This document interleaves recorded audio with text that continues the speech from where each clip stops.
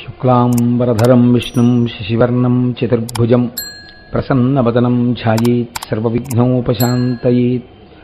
గురుర్బ్రహ్మా గురుర్విష్ణుః గురుర్దేవో మహేశ్వరః గురుః సాక్షాత్ పరబ్రహ్మ తస్మై శ్రీగురవే నమః.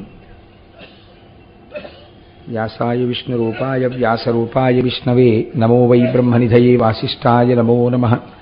కూజంతం రామ రామేతి మధురం మధురాక్షరం ఆరుహ్య కవితాశాఖాం వందే వాల్మీకికోకిలం. శ్రుతిస్మృతిపురాణానాం ఆలయం కరుణాలయం నమామి భగవత్పాదశంకరం లోకశంకరం. వాగర్ధావివ సంపృక్తౌ వాగర్ధప్రతిపత్తయే జగతః పితరౌ వందే పార్వతీపరమేశ్వరౌ. సూక్తిం సమగ్రయతున స్వయమేవ లక్ష్మీః శ్రీరంగరాజమహిషీ మధురైకటాక్షైః. వైదగ్ధ్యవర్ణకుణగుంభనగౌరవైర్యాం కండూలకర్ణకుహరాः కవయోధయంతి.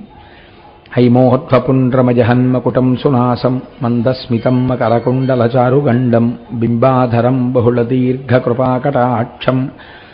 శ్రీవేంకటేశముఖమాత్మని సన్నిధత్తాం. మనోజవం మరుతతుల్యవేగం జితేంద్రియం బుద్ధిమతాం వరిష్టం వాతాత్మజం వనరయూధముఖ్యం శ్రీరామదూతం శిరసా నమామి. ఆపదామపహర్తారం దాతారం సర్వసంపదాం లోకాభిరామం శ్రీరామం భూయో భూయో నమామ్యహం.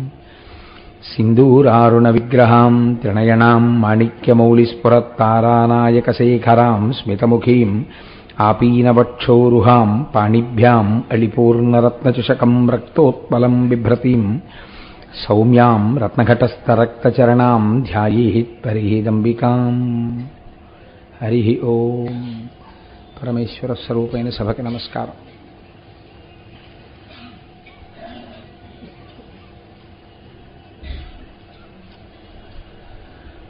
ధవళవపుషమిందోర్మండలే సన్నివిష్టం భుజగవలయహారం భస్మదిగ్ధాంగమీశం. మృగయపరశుపాణిం చారుచంద్రార్ధమౌళిం హృదయకమలమధ్యే సంతతం చింతయామి. శివో మహేశ్వర శంభుః పినాకీ శశిశేఖరః. వామదేవో విరూపాక్షః కపర్దీ నీలలోహితః. శంకరः శూలపాణిశ్చ ఖట్వాంగీ విష్ణువల్లభః. సిపి విష్ణోంబికానాథः శ్రీకంఠో భక్తవత్సలः. భవః సర్వస్త్రిలోకేశः శితికంఠः శివాప్రియః. ఉగ్రః కపాలీ కామారీ అంధకాసురసూదనః. గంగాధరో లలాటాక్షః కాలకాలః కృపానిధిః. భీమః పరశుహస్తశ్చ మృగపాణిర్జటాధరః. కైలాసవాసీ కవచీ కఠోరస్త్రిపురాంతకః. వృషాంకో వృషభారూఢో భస్మోద్ధూళితవిగ్రహః. సామప్రియః సర్వమయస్త్రయీమూర్తిరనీశ్వరః. సర్వజ్ఞః పరమాత్మా చ సోమసూర్యాగ్నిలోచనః. హవిర్యజ్ఞమయః సోమః పంచవక్త్రः సదాశివః. విశ్వేశ్వరో వీరభద్రో గణనాథः ప్రజాపతిః. హిరణ్యరేతా దుర్ధర్షో గిరిశో గిరీశో నగః. భుజంగభూషణో భర్గో గిరిధన్వీ గిరిప్రియః. కృత్తివాసాః పురారాతిర్భగవాన్ ప్రమదాధిపః. మృత్యుంజయः సూక్ష్మతనుర్జగద్వ్యాపీ జగద్గురుః. వ్యోమకేశో మహాసేన జనకశ్చారు విక్రమః రుద్రో భూతపతిస్థానుర్రహిర్భూజ్ఞో దిగంబరః అష్టమూర్తిరనేకాత్మా సాత్వికః శుద్ధ విగ్రహః శాశ్వత ఖండపరశుః అజపాశ విమోచకః మృఢ పశుపతిర్దేవో మహాదేవో వ్యయో హరిః పూషదంతభిదవ్యగ్రో దక్షాద్ధరహరోహరః భగనేత్రభిదవ్యక్తః సహస్రాక్షః సహస్రపాత్ అపవర్గప్రదోనంతస్తారక పరమేశ్వరః ఏవం శ్రీశంభుదేవస్య నామ్నామస్తోత్తరం శతం శ్రీశివాష్టోత్తరశతనామస్తోత్రం సమాప్తం.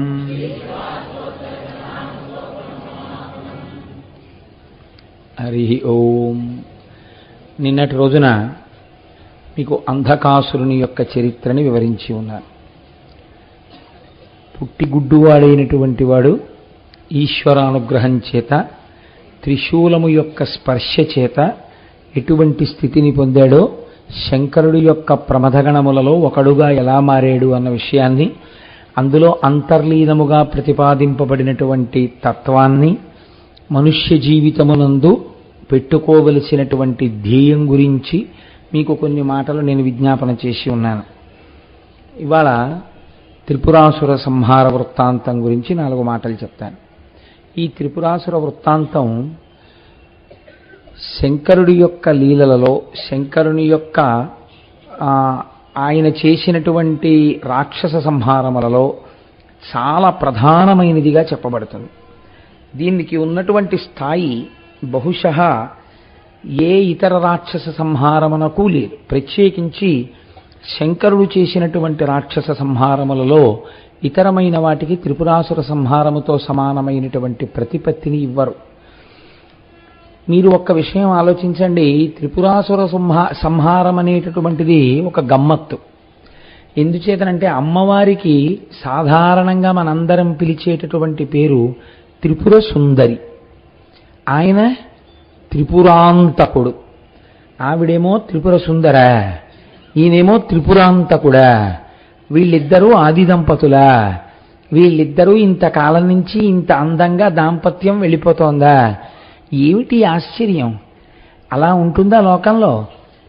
భర్తేమో దాన్ని పాడు చేసేవాడు, భార్య ఏమో దాని చేత సౌందర్యవతిగా చెప్పబడినది. వీళ్ళిద్దరిది కలిపి ఆది దంపతులు. వాళ్ళిద్దరూ దాని విషయంలో ఏమీ దెబ్బలాడుకోరు, చక్కగా అన్యోన్యంగా కాపరం చేస్తారు. ఇద్దరి విషయంలోనూ ఈ త్రిపుర అనేటటువంటి మాట అనుసంధానం చేస్తారు. అసలు ఇంకా చెప్పాలంటే త్రిపుర అన్న పేరే ఉంది అమ్మవారికి. శంకరుడికి త్రిపుర అని పిలవరు, త్రిపురాంతకుడు అంటారు. త్రిపురములను అంతము చేసినవాడు అంటారు. ఇలా ఎందుకు జరిగింది తత్వంలో? అసలు ఆ త్రిపురాసురులెవరు?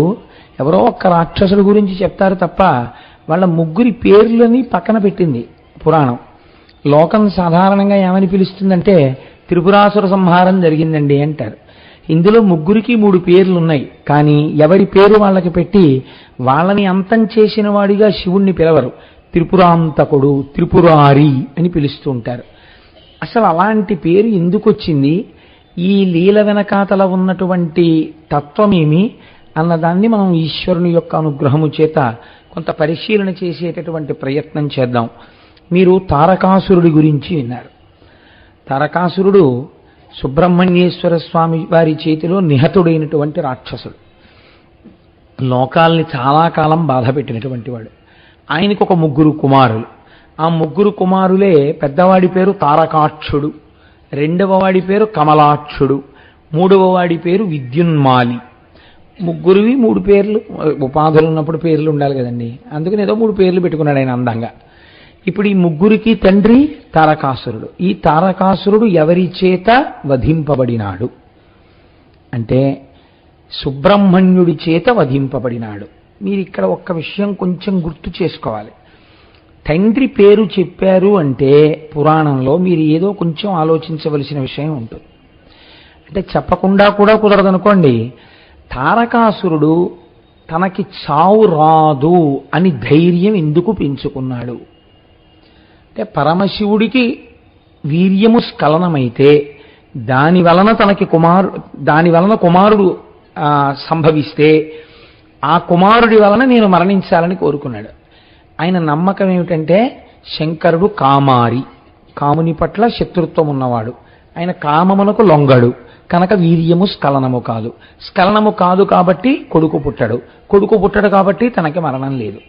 అంటే మరణము లేకుండా ఉండడం అన్నది కుదరదని బ్రహ్మగారు అన్నారు కాబట్టి ఆయన ఇంకొక వైపు నుంచి నరుక్కొచ్చాడు.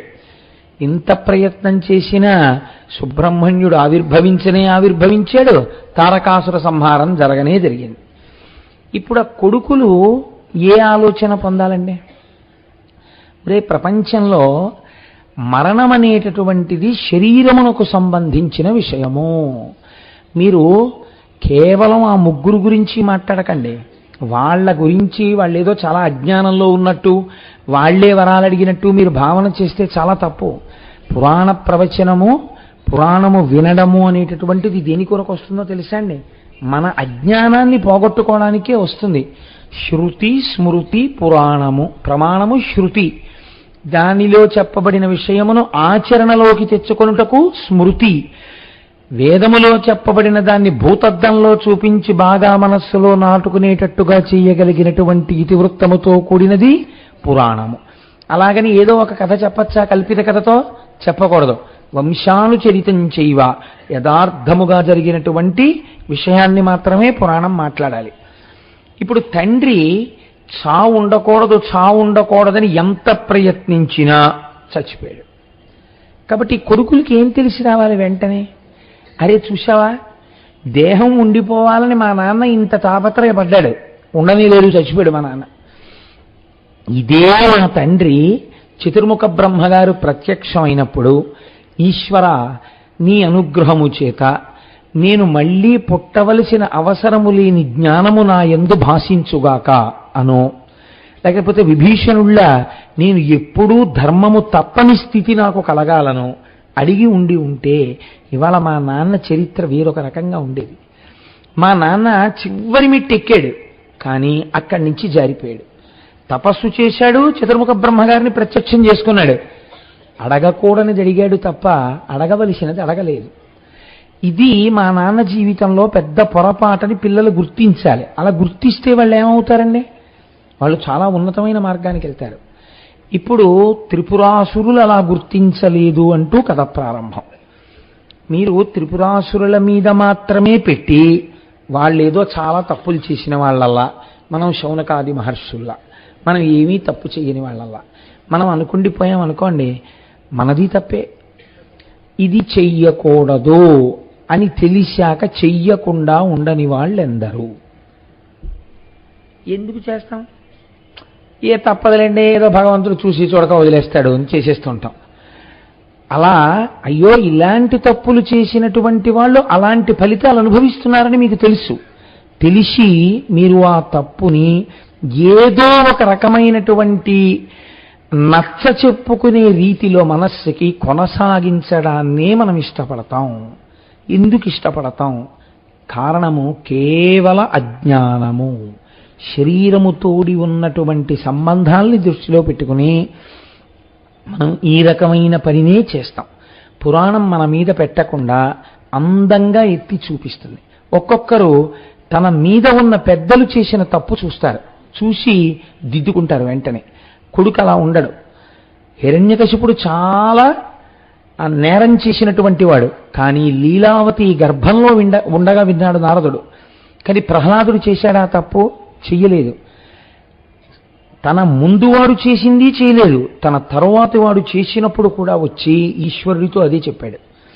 బలిచక్రవర్తిని కట్టేస్తే ప్రహ్లాదుడు వచ్చి ఆయన ఒక మాట అంటాడు, ఇతనికి ముందు నీవింద్ర పదంబిచ్చి నేడు తిప్పుటయ్యను నెరయ మేలు మోహనాహంకృతి గర్వాంధతమస వికారంబు దాని మాన్పి కరుణ రక్షించుటయు కాక శిక్షించుటే తత్వజ్ఞునకు మహేంద్రత్వమేల నీపాదకమలంబు నియతి కొల్చిన తాని పోలునే సురరాజ్య భోగపరత గర్వమే పార కన్నులు కనరావు చెవులు వినరావు చిత్తంబు చిక్కుపడును సేవలన్నీయు మరచు నీ మహిమమాన్పి మేలు చేసితివి నీ మేర మెటి చూపి అంటాడు.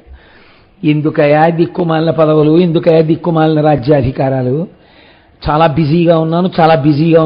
బిజీగా ఉన్నానని తిరిగేస్తూ కాలం గడిచిపోయి నీ సేవలన్నీ మరిచిపోయి నీకు నమస్కారం చేయడం మర్చిపోయి ఇచ్చిన జీవితం వెళ్ళిపోయిన తరువాత మళ్ళీ అధోలోకాలకు వెళ్ళిపోవడానికి పనికొస్తోందేమో కానీ ఇది ఏం ఉద్ధరిస్తుందయా? నీ పాదకమలంబు నియతి కొల్చిన దాని పోలునే సురరాజ్య భోగపరత. నీ పాదములను పట్టి నమ్మి పూజ చేసి పరవశించిపోయేటటువంటి వాడికి దేవేంద్ర పదవి మాత్రం సరిపోతుందా? వాడు ఎంత అదృష్టవంతుడయ్యా, ఎంత ఆనందంగా ఉంటాడయ్యా. నీ పాదములను నమ్మి జీవించిన వాడెవరో వాడు కదా అదృష్టవంతుడు. ఎవరికి కావాలి ఈ పదవులంటాడు అని బలిచక్రవర్తిని రక్షించాడు.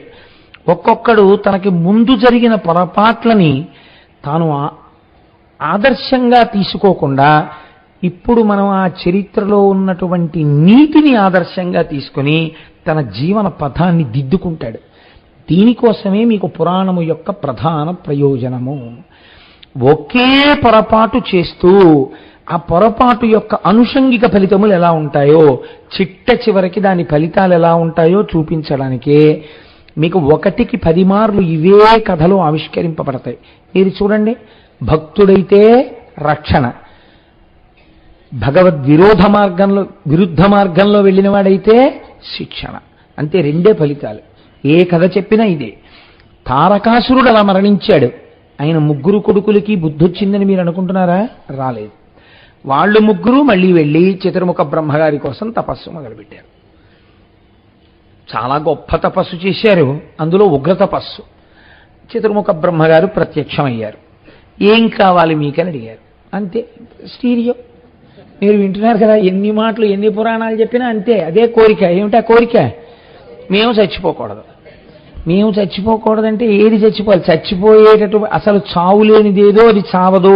పాపం బ్రహ్మగారు మళ్ళీ చెప్తారు, ఆత్మకి చావు లేదు, శరీరము చావకుండా ఉండలేదు. కాబట్టి నువ్వు ఏది చావకూడదంటున్నావు? ఇదే చావకూడదంటున్నాను.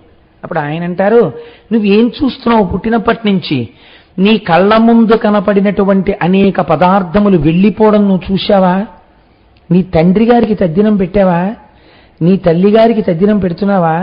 నీ తాతగారికి తద్దినం పెట్టావా? కొన్ని ఫోటోలు చూసినప్పుడు వీళ్ళు రాజ్యాలు ఏలేరు, వీళ్ళు వెళ్ళిపోయారని చదువుకుంటున్నావా? వాళ్ళు వెళ్ళిపోయినప్పుడు పట్టికెళ్ళినదేం లేదు, వాళ్ళు దోషుడి చితాభస్మం అయిపోయారని చదువుతున్నావా? వాళ్లతో వెళ్ళినవి పాపపుణ్యములే అని శాస్త్రవచనం పలుకుతుండగా వింటున్నావా? గత జన్మల యొక్క కర్మల యొక్క ఫలితములను ఎంత భయంకరంగానూ అనుభవిస్తున్న కొన్ని ప్రాణులను లోకమునందు చూస్తున్నావా? మరి ఇన్ని చూసి కూడా నేను ఉండిపోతానని అంటావేంటి? దేహంతో ఉంటానంటావేంటి? ఇది జగత్తు యొక్క ధర్మము. పంచభూతములతో తయారు చేయబడిన ఈ శరీరము జగత్తులో అంతర్భాగం. ఇది వచ్చినది, దీనికి వచ్చిన తేదీ ఉంది. వచ్చిన తేదీ ఉంది కాబట్టి దీనికి వెళ్ళిపోయే తేదీ ఉంది. అది నీకు తెలియకపోవచ్చు, ఈశ్వరుడికి తెలుస్తుంది. ఆయన ఒకనాడు దీన్ని మళ్ళీ బ్రహ్మాండంలోకి కలుపుతాడు. ఎందుకంటే నీలాగే మళ్ళీ ఒక ఉపాధితో రావాలని కోరుకుంటున్న వాళ్ళు కొన్ని కోట్ల మంది ఉన్నారు. వాళ్ళు నీటి బిందువులను ఆశ్రయించి భూమి మీద పడుతూ ఉంటారు. ఉపాధి యొక్క గొప్పతనం ఉపాధి ఉండగా తెలియకపోవడం మాయలో అంతర్భాగం. మీకు ఇది ఒక చాలా ఆశ్చర్యంగా ఉంటుందండి. చాలా కష్టపడి 2 సంవత్సరాలు ఎంసెట్కి ప్రిపేర్ అయినటువంటి పిల్లవాడి యొక్క జీవితం అంతా దేని వలన నిర్ణయింపబడుతుంది? 3 గంటలు ఎంత బాగా రాస్తాడన్న దాని మీదే ఉంటుంది. 3 గంటలు చాలా బాగా రాశాడనుకోండి, గురి కుదిరి అంతే. వాడికి ఎంసెట్ రిజల్ట్స్ డిక్లేర్ అయిన తర్వాత మొదటి 50 ర్యాంకుల్లో ర్యాంక్ వచ్చిందనుకోండి, వాడికి హాయిగా కోరుకున్న కాలేజీలో కోరుకున్న బ్రాంచ్ దొరుకుతుంది. ఆ తర్వాత క్యాంపస్ సెలక్షన్లో పెద్ద కంపెనీలో ఉద్యోగం వస్తుంది. ఉద్యోగం వచ్చిన తర్వాత వాడు కారులో తిరుగుతుంటాడు. వీడికన్నా తెలివైన వాడే ఆ 3 గంటలు వీడిలా పరీక్ష కూర్చోగానే వీడికి ఇష్టమైన పాటలు వీడి దురదృష్టవశాత్తు పక్కనే ఉన్న కళ్యాణ మండపంలోంచి వినపడుతున్నాయి. వీడి దృష్టి అంతా దాని మీదకి వెళ్ళింది అంతే. మళ్ళీ 3 ఏళ్లు పోయేటప్పటికీ వీడు భానుగుడి జంక్షన్లో నిలబడి ఉండగా తనతో కలిసి చదువుకునే రోజుల్లో తనకన్నా తెలివి కొంచెం తక్కువ ఉన్నవాడు కారులో వెళ్ళిపోతూ భార్యతో సిగ్నల్ లైట్ పడితే ఆగి ఎరా బాగున్నావా అని డోర్ దింపి పలకరిస్తాడు. ఎందుకు వచ్చింది తేడా? ఆ 3 గంటల్లో వచ్చింది. మనుష్య ఉపాధి ఆ 3 గంటల లాంటిది. కోట్ల కోట్ల కోట్ల జన్మల తర్వాత ఈ ఉపాధి వచ్చింది. దీనితో మీరు నామము చెప్పగలరు, దీనితో మీరు పురాణమును వినగలరు, దీనితో మీరు ఈశ్వరార్చన చెయ్యగలరు. కానీ చెయ్యకపోతే ఏమవదు, భానుగుడి జంక్షన్లో నించుంటారు, కారులో వెళ్ళిపోయేవాళ్ళు వెళ్ళిపోతారు. కాబట్టి దీనితో ఈశ్వరుణ్ణి చేరేటటువంటి ప్రయత్నము ప్రధానముగా ఉండాలి. మిగిలినవన్నీ దానికి కలుపుకోవాలి. అది చాలా ప్రధానమైనటువంటి విషయం. కాబట్టి ఇప్పుడు ఆయన అన్నాడు దీని పేరు జగత్, మేము ఇంకో పేరుతో పిలవలేదు. జగత్ అంటే ఏమిటో తెలుసా? జ అంటే జాయతే, గ అంటే గచ్చతే, పుడుతుంది వెళ్ళిపోతుంది. ఇలా జగత్ అని ఏది పిలవబడిందో అది ఉండునది కాదు, అది సత్యము కాదు. అది కొన్నాళ్లే ఉంటుంది, ఆ తర్వాత ఉండదు ఇహ. కాబట్టి ఇప్పుడు మీకు మాంసనేత్రమునకు కనపడేటటువంటి జగత్తు ఏదైనా సరే కొంతకాలము తర్వాత వెళ్ళిపోవలసినదే. అది యుగాంతం వరకో కొన్ని వేల సంవత్సరాల వరకో అలా ఉంటుందని నమ్మకం ఉండదు. 1000 సంవత్సరాలు ఉంటే మాత్రం సత్యం ఏమిటి? వెళ్ళిపోయిందా లేదా కొన్నాళ్ళ తర్వాత? కాబట్టి జగత్తు వెళ్ళిపోతుంది, నువ్వు కూడా జగత్. ఈ శరీరము ఉండదు, అలా ఉండకూడదు కూడా. జర్జరీభూతం అయిపోతుంది కాలగతిలో. అయిపోయిన తర్వాత చాలా ఇబ్బంది పడిపోతావు. అప్పుడు ఆ శరీరంలో ఇంకా నువ్వు ఉండలేవు. ఎప్పుడు విడుదల పొందుతావా అని బాధపడతావు. కాబట్టి అలా అడగకూడదు. నువ్వు ఈ శరీరంతో ఉంటానంటాయంటే అలా ఎవరికి ఇవ్వరు. నువ్వు ఇంత తపస్సు చేసిన తర్వాత నువ్వు అడగవలసింది ఏదైనా ఉంటే అడుగు, నీకు నేను ఇస్తానన్నారు. ఇప్పుడు వాడికి ఏమర్థం అవ్వాలండి? బ్రహ్మగారి ఈ మాటలు చెప్పినప్పుడు ఏమర్థం అవ్వాలి? కాబట్టి ఇవన్నీ వెళ్ళిపోతాయి. వెళ్ళిపోని వస్తువు ఏదో ఉందంటున్నావు కదా, అది తెలుసుకునే అదృష్టం నాకి అనాలి. వాడు అలా అనలేదు. ఇది అజ్ఞానం అంటే. ఎన్ని విన్నా అర్థం లేని సంకుచిత తత్వంతో దెబ్బలాడుకునేటటువంటి స్థితి ఉంటుందే, అదే ఇలాంటి అజ్ఞానం అంటే. దానికి హద్దు ఉండదు. ఇంకా ఎన్ని వింటారో ఎన్ని చదువుతారో ఎందుకో నాకు అర్థం కాదు. నిష్ప్రయోజకత్వమైనటువంటి వాదులాటల వైపు వెడుతుంటారు. అసలైన సత్యవస్తు దర్శనం వైపుగా అడుగులు వెయ్యడు. అన్న అనుమానాలు ఎందుకు రావాలండి? ఉన్న వస్తువు ఒక్కటే అని అంత స్పష్టంగా 1కి 10 మాటలు పురాణం చెప్తుంటే అడుగు తీసి అడుగేస్తే అనుమానాలు ఎందుకు వస్తాయి? దీని కొరకు అనుమానాలు? ఉన్న వస్తువు ఒక్కటే, ఆ వస్తువే పడుగేయి అని చెప్తుంటే అన్ని సందేహాలు ఎందుకు వస్తాయి? అసలు అంత స్పష్టంగా చెప్తే బ్రహ్మగారు వాళ్ళు అన్నారు. ఇదంతా విని బ్రహ్మగారికి వీళ్ళు బోధ చేశారు. ఎంత చిత్రంగా! అజ్ఞానానికి హద్దు ఉండదు. ఇది అవధులు లేని విషయం. కాబట్టి ఇప్పుడు వాళ్ళు అన్నారు సరసిజసూతి, పిలిచారు వాళ్ళని. ఓ కమలము నుండి పుట్టినవాడా, పిలవడంలో వెటకారం ఏమిటో తెలుసా అండి? అంటే నీకు పుట్టుకుంది కాబట్టి నువ్వు వెళ్ళిపోతావు. అంటే ఒక్కొక్కడి మాట్లాడే తీరు మీరు చూస్తే కడుపున్ రంపపు కోతకోయునది ఏ గాయాలు కాకుండినన్ అన్నారు. ఒక మనిషికి ఎనస్థీషియా ఇవ్వకుండా పడుకోబెట్టి అటొకడు ఇటొకడు నించుని రంపం పట్టుకుని కడుపుని కోసేస్తే ఎంత బాధ కలుగుతుందో అంతకన్నా బాధపడేటట్టు మాట్లాడడం జన్మతహా వస్తుంది ఒక్కొక్కడికి. అంటే రాక్షసాంశ. బ్రహ్మగారు వీళ్ళ యొక్క ఉన్నతిని ఉద్దేశించి ఆయన మాట్లాడారు. వీళ్ళన్నారు సరసిజసూతి. ఇందులో ఎంత వెటకారమో చూడండి. 2 పుట్టుకలు చెప్పారు వాళ్ళు. సరస్సులోంచి పుట్టిన దాంట్లోంచి పుట్టినవాడా, నీవు కడు సంపదలిచ్చిన భాగ్యమిచ్చినం తిరమగ ఆయు ఉన్న కదా. అయితే ఏమిస్తావు నువ్వు? మేము అడిగింది ఇవ్వలేవు కదా, తెలిసిపోతాను కదా. మేము దీంతో శాశ్వతంగా ఉండాలంటున్నాం, కుదరదు అంటున్నావు. కాబట్టి ఇప్పుడు మేమేం అడగాలని నీ ఉద్దేశం? అంటే చూడండి, ఒక్కొక్కడు ఎన్ని విన్నా ఎంత విన్నా చెప్పిన విషయం అర్థం చేసుకోవడం కాదు, అర్థం లేని విషయాలు తీసుకొస్తారండి. అదే రాక్షసాంశ. ఎన్ని అక్కర్లేని విషయాలు, సందేహాలు. లేకపోతే ఉత్తరాలు. 2 ప్రక్రియలు ఉంటాయి ప్రపంచంలో. కాబట్టి ఇలాంటి వాళ్ళ యొక్క మౌఢ్యాన్ని పురాణం ఎత్తి చూపిస్తోంది. నీవు కడ సంపదలిచ్చిన భాగ్యమిచ్చినం తిరముగా ఆయువున్న కదా, నువ్వు మాకు సంపదే భాగ్యమే కొడితే ఎవరి మీద పెడుతుందో. అసలు ఈ శరీరానికి ఆయుర్దాయం ఉంటే కదా, ఆయుర్దాయం అంటే ఇది బతికి ఉంటే కదా, వాళ్ళ ఏడుపు ఎంతసేపు ఇది ఉండాలని, ఇది ఉంటే కదా అనుభవించడం. దేకువనేకట తీర భోగముల్ మురియుచునంద చెల్లునది, నువ్వు ఇచ్చావయ్యా ఐశ్వర్యం, ఇది వెళ్ళిపోతుంది, అది ఎవడో తింటాడు, ఇది వాడి బాధ. ఎంత చిత్రమో. నేను అడిగేస్తాననుకో, ఇచ్చేసాడనుకో, దీన్ని ఉంచనంటున్నాడు, ఇది వెళ్ళిపోయిందనుకో, ఇంకోటి తింటాడు. ఇప్పుడు వీడే తినాలి, ఇంకోటి తినకూడదు. ఇదో రాక్షసాంశ. ఎంత చిత్రంగా ఉంటాయో చూడండి. వీటికి హద్దన్నది ఉండదు. చచ్చిపోయే ముందు కూడా ఇంకా ఉండిపోయిన ఆ రూపాయి కోసమో ఆ పావలా కోసమో తాపత్రయమే తప్ప, అయ్యో నేను ఏమి ఈశ్వరార్చన చేశాను, నేను ఎక్కడికి వెళ్ళానన్నవాడు ఉండడు.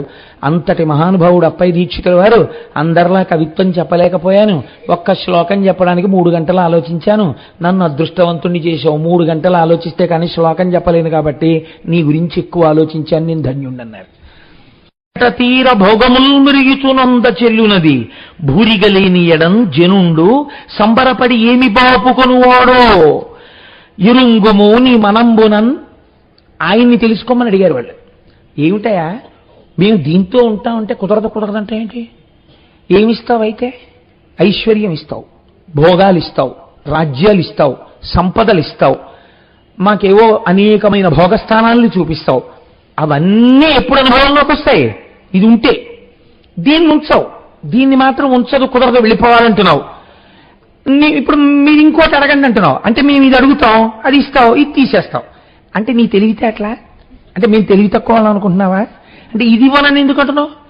ఇది ఇవ్వద్దా నువ్వు మేము తపస్సు చేసినప్పుడు? నిజంగా అవధుందండి ఈ అజ్ఞానానికి. బ్రహ్మగారు అన్నది ఒక్క మాట, ఆయన పరమసత్యాన్ని చెప్పారు. ఆయన వీడికి అర్థమైందా?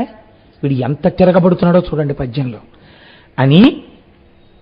ఆయన అన్నాడు, ఇదేమిట్రా నన్ను అడిగితే నేనేం చేస్తాను? అది లోకము యొక్క లక్షణం, జగత్తు యొక్క లక్షణం, అది పరబ్రహ్మం అలా నిర్ణయం చేసింది అంతే తప్ప నువ్వు అది ఇస్తావా, ఇది ఇస్తావా, ఇవన్నీ అనుభవించడానికి మాకు శరీరాలు ఇవ్వవా అని నన్నంటే నేనేం చేయను. పోను పని చేయండి, ఎలా చచ్చిపోతారో మీరు అడగండి, ఇచ్చేస్తాను.